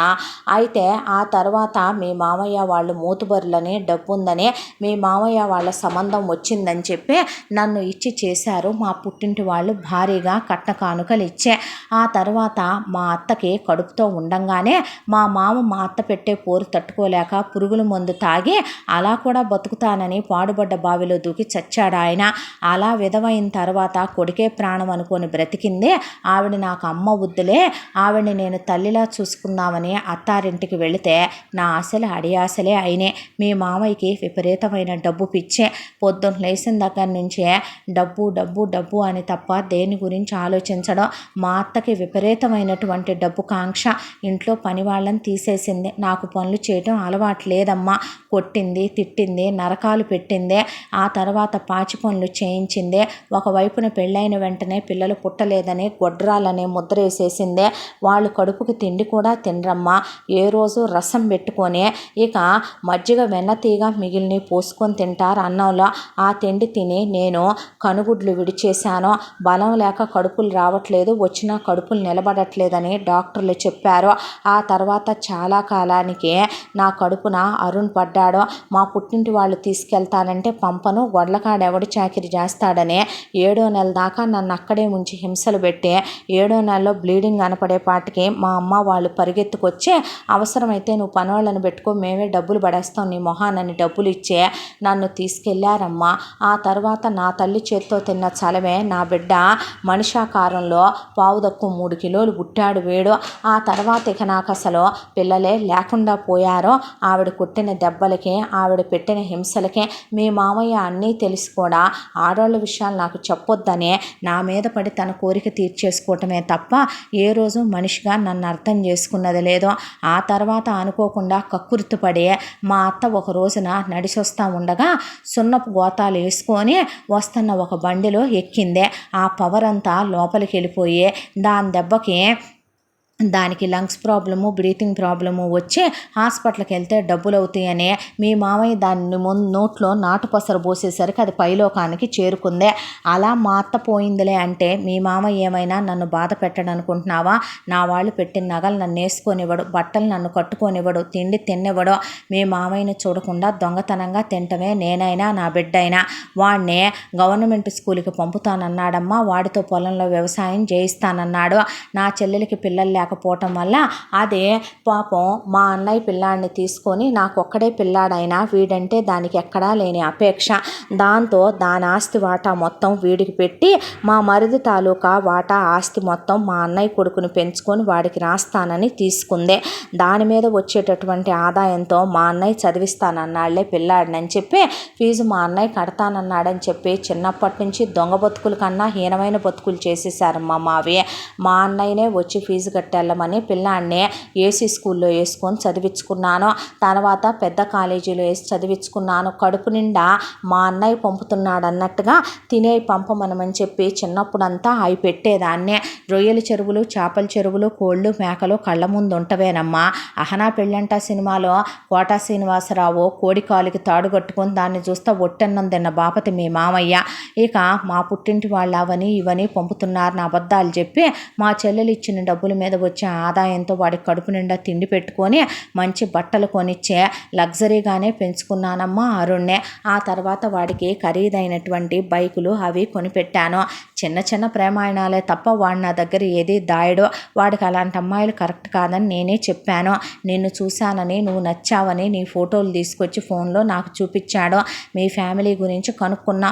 మీ అక్క ఎలా పోయిందని, నువ్వు చాలా మంచి పిల్లవని, మీ నాన్నది మధ్యతరగతి జీవితం అని, మీ అమ్మ సుకుమారంగా పెరిగింది, ఒంట్లో బాగోదని, నీ తమ్ముళ్ళ చదువు బాధ్యతలు ఉన్నాయి మీ నాన్న మీదని తెలిసిందే.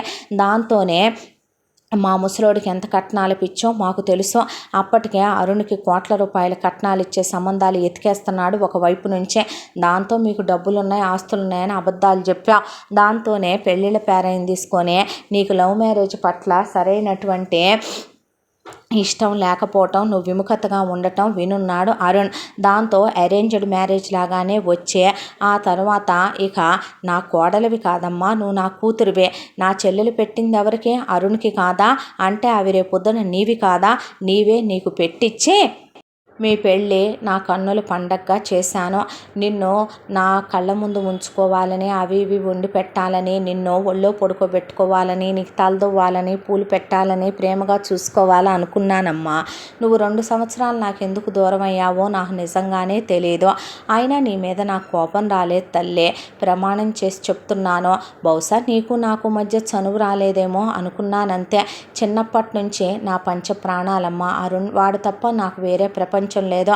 మీ మావయ్యతో నేను తెగదెంపులు చేసుకోకుండా కాపురం చేయటానికి, తాళి తెంచే వెళ్లకుండా ఉండటానికి కారణమే వాడు. వాడినే ప్రాణం అనుకొని, ప్రపంచం అనుకొని బ్రతుకుతూ వచ్చాను తల్లే.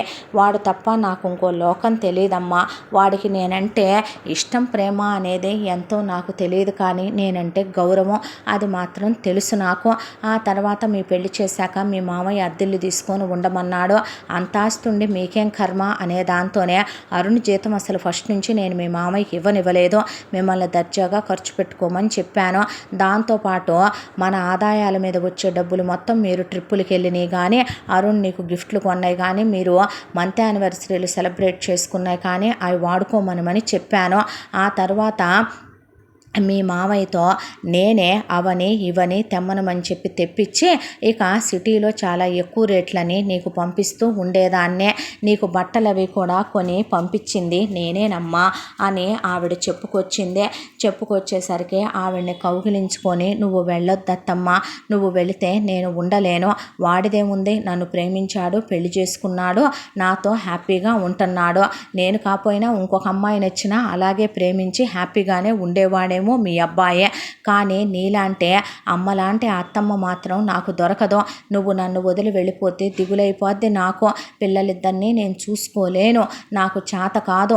నువ్వు ఉంటేనే ఈ ఇంట్లో పనివాళ్ళు గడగడలాడుతూ పనిచేస్తారు, పిల్లలు మంచిగా పెరుగుతారు, నేను సంతోషంగా ఉంటాను. ఉండవా అత్తమ్మ నాతో? ఇక నుంచి నిన్ను వదిలిపెట్టి నేనుండనమ్మా అని ఆవిడని కౌగిలించుకునేపాటికి ఆవిడ కళ్ళు చెమర్చేసినాయి. అంతా దాంట్లో అరుణ్ వెనకాల నుంచునే ఈ విషయాలన్నీ వాడితో అనకు అంటే నేను ఇక్కడే ఉన్నానే అనేసరికి, ఉంటే ఎవడికి భయం అంట అనేసరికి, అంతేలే ముందొచ్చిన చెవుల కన్నా వెనకొచ్చిన కొమ్ములు వాడి అని అత్తాకోడళ్ళు బాగానే ఏకమైపోయారు మొత్తానికి. ఐఎమ్ సారీ అంది అరుణ్తో. దేనికి? నీకు ఇలాంటి భయాలు ఉన్నాయని తెలిస్తే అసలు తప్పు నీదే తెలుసా? అత్త ఎంత మంచిదని చెప్పకపోవటం, ఉరుమురివి మంగళం మీద పట్టం అంటే ఇదే తెలుసా? మీ ఇద్దరు ఒక పార్టీ అయిపోయి నన్ను వేరు చేసి మాట్లాడటం అన్న తర్వాత ముసలోడిని ఏం చేస్తావుమా అన్నాడు అరుణ్. ఏముంది చేయటానికి, వస్తే మూసుకొని వస్తాడు, లేదంటే అక్కడే సస్తాడు. ఇప్పుడు నిజంగానే నా కోడలికి నా అవసరం ఉందిగా నాన్న, నిజంగానే మీరు సంతోషంగా ఉండాలి. మిమ్మల్ని చూసుకోవటం కాక, ఇల్లు చూసుకోవటం కాక, నా మనవాళ్ళతో ఉండటం కాక ఇంకేం కావాలరా? వాడు డబ్బు కక్కుర్తితో వాడు బతికున్నంతకాలం అలాగే పడి సస్తాడు. నేను వాడితో పాటు ఇన్నేళ్లు పడ్డ నరకం చాలు నాయన, ఇంకా ఏమని అనుభవించనరా నేను అని వెళ్ళి వారంలో తిరిగి వస్తానమ్మా, ఈ వారం పిల్లని జాగ్రత్తగా చూసుకోరా అనే మనవాళ్ళని అప్పగించి ఆ తర్వాత అరుంధతి బయలుదేరి వెళ్ళింది. వెంకటేశ్వరరావుతో ఇక మనం వెళ్ళిపోదాం, కొడుకు దగ్గరే ఉందాము, కోడలతో ఉందాము, ఆడపిల్లల్ని పెంచడం కన్నా మగపిల్లల్ని పెంచడమే కష్టం, ఆ పిల్ల హ్యాండిల్ చేసుకోలేకపోతుంది, కేర్ టేకర్లను పెడితే ఒక్కొక్కళ్ళు 40,000 50,000 అడుగుతున్నారు, మళ్ళీ ఒకవైపు నుంచి వంటోళ్ళని పనోళ్ళని బోల్డంత అయిపోతానే, అన్నీ వాడే హ్యాండిల్ చేసుకోవాల్సి వస్తుంది, మనం వెళ్దాం పద, పిల్లలతో ఉండి మనవాళ్ళతో మనవరాళ్ళతో ఆడుకుందాం అని చెబితే వెంకటేశ్వరరావు ఫస్ట్ ఏడకి నువ్వెళ్ళేది అన్నాడు. నువ్వు వస్తేరా లేకపోతే లేదు, నీకు విడాకులు ఇచ్చేసైనా నేను వెళ్ళిపోతాను పిల్లాడి దగ్గరికి, నా సగం వస్తే నాకు వస్తుందంటే నోరు ముయ్యవే, పిచ్చి మాటలు మాట్లాడు మాకు అని ఆలోచించుకున్న తర్వాత, ఓ పని చేయాలాగైతే నీకు రావటం కుదరదు అంటే, అది కాదే ఇక్కడ సొంతం వేపిస్తున్నాం కదా వ్యవసాయం 150 ఎకరాలే, అదే నేను పోయేలోపు మనవాళ్ళు ఒక్కొక్కళ్ళకి 150 ఎకరాలు చేసి పోవాలనేది నా కోరికే అన్న తర్వాత, చేసుకోవాలాగైతే నువ్వు మరి గొడ్డు గోదా మేక ఎవడు చూస్తాడే, పనోళ్ళని పెట్టి చూపించుకోవయ్యా, నువ్వు వారానికి ఒకసారి రా, లేదా 10 రోజులకు ఒకసారి రా అబ్బాయి దగ్గరికి వచ్చి ఒక రోజు ఉండి చూసి వెళ్ళు నన్ను పిల్లల్ని కొడుకు కోడల్ని అన్న తర్వాత, సరేలే మరి అట్టాగైతే, అయితే ఒక పని చేయి, వెళ్తున్నానని కాదులే కానీ అక్కడ కేర్ టేకర్లని వాళ్ళని వీళ్ళని పెట్టుకుంటే నిజంగానే లక్షల్లో డబ్బులు ఖర్చు అవుతాయి కాబట్టి అవి ఏమీ లేకుండా పిల్లలకి ఆయాలాగా నువ్వే చూసుకో, ఇంట్లో పనోళ్ళందరినీ తీసేయించి నువ్వు నీ కోళ్ళు కలిసి ఇంట్లో పాసి పని చేసుకోండి, మన పని మనం చేసుకుంటే తప్పేం లేదు, డబ్బులు మిగిలితే వాడిని జీతం అంతా ఆగం చేయొద్దని చెప్పు, పిల్లల పేరు మీద పోస్ట్ ఆఫీస్లో 4 రూపాయలు వేయమనమనో, డబ్బులు పోగైతే నాకు పంపమనమనో, ఇక్కడ ఏ స్థలం మీదో పొలం మీదో పెడతానని చెప్పు అన్న తర్వాత, ఆ అమ్మాయిని బంగారం అంతా అట్టా పెట్టేసి ఉంచొద్దని వాళ్ళు పుట్టింటోళ్ళు పెట్టిందే, అది బ్యాంకులో పెడితే లోన్ వస్తుంది, ఆ లోన్ పెట్టి ఏదో ఒకటి కొందాము, ఆ తర్వాత వాడికి బాధ్యత తెలిసి ఆ లోన్ కడతాడంటే, చాచా తప్పు కాదా, వాళ్ళు పుట్టింటోళ్ళు పెట్టి మనం తీసుకుంటే ఆక్షేపిస్తారంటే అంతేనంటావా? అంతేగా మరి అన్న తర్వాత, సరేలే మరట్టయితే ఎల్లు అని చెప్పి ఆవిడని పంపిస్తే, వస్తా ఇక ఆవిడ పుట్టింటి వాళ్ళు పెళ్లిలో పెట్టినటువంటి మేనత్తలు పిన్నులు పెద్దమ్మలు పెట్టిన నగలు ఓ పెద్ద బాక్సు ఆవిడ అసలు ఎవరికీ తెలియకుండా లోపల దాచుకొని ఉంచుకుందే.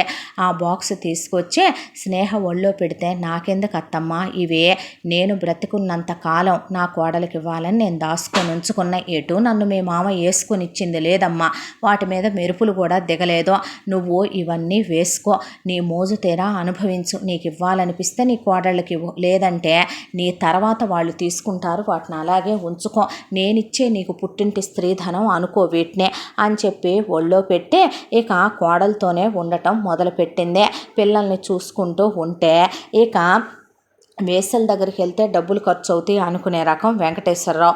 దాంతో 10 రోజులకోసారి పెళ్ళాం గుర్తొచ్చే మనసు అవుతా ఉండేది. అరుంధతి అందంగా ఉంటుంది. దాంతో వచ్చేటప్పుడు మల్లెపూలు అవి తీసుకొచ్చి ఆవిడతో ఆ రాత్రి ఇక కాపురం చేసుకొని ఆ తర్వాత వచ్చేటప్పుడు ఆవిడ చేపలెత్తరా రొయ్యలెత్తరా ఇక్కడ ఎంత రేట్లు ఉన్నాయో తెలుసా, అబ్బాయి 4 చేప ముక్కలు తెస్తే 2000 అయినాయి అనేపాటికి వామ్మో వాయ్యో మన చెరువులో తెస్తానని చెప్పి చేపలు రొయ్యలు నాటుకోళ్ళు మటన్లు అక్కడి నుంచి తెస్తే పిల్లలకి వండి పెట్టుకుంటూ పిల్లల్ని ఆవిడ దగ్గరే పడుకోబెట్టుకొని బెడ్ టైం స్టోరీస్ చెప్తూ ఇక కోడలికి తల్లో పూలు పెట్టి అబ్బాయి నువ్వు ట్రిప్పులకి వెళ్ళిరండి, గుడికి వెళ్ళిరండి, హోటల్కి వెళ్ళిరండి, ఈ పూట బయట భోంచేసి రండి, సినిమాకి వెళ్ళిరండి, షాపింగ్కి వెళ్ళిరండి, ఈ వ్రతం చేసుకో, ఈ నోము నోసుకో, ఈ పూజ చేసుకో, ఉపవాసాలు ఉండబాకో, ఉపవాసాలు ఉండమని ఏ దేవుడు చెప్పలేదమ్మా.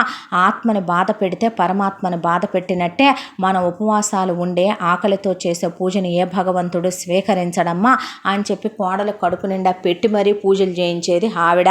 పిల్లల్ని చూసుకుంటూ పెద్ద పిల్లాన్ని చాలా పెద్ద ఓ గ్రేడ్ స్కూల్లో వేశారు. ఆ తర్వాత చిన్నోడిని కూడా వేశారు, కిరణ్కి హరికి. ఆ తర్వాత చదువులు అయిపోయి అన్నమాట ప్రకారం పెద్ద పెద్ద పోస్టులు వేయించాడు అరుణ్. తనే ఎదురు డబ్బులు పెట్టి గవర్నమెంట్ ఉద్యోగాలు వచ్చినాయి. ఆ తర్వాత కిరణ్ ఒక అమ్మాయిని ప్రేమిస్తే హరి ఇంకొక అమ్మాయిని ప్రేమించాడు. దాంతో ఇక భయం పట్టేసుకుంది. ఒకవైపున స్నేహకి ఏమైంది అని అడిగాడు అరుణ్.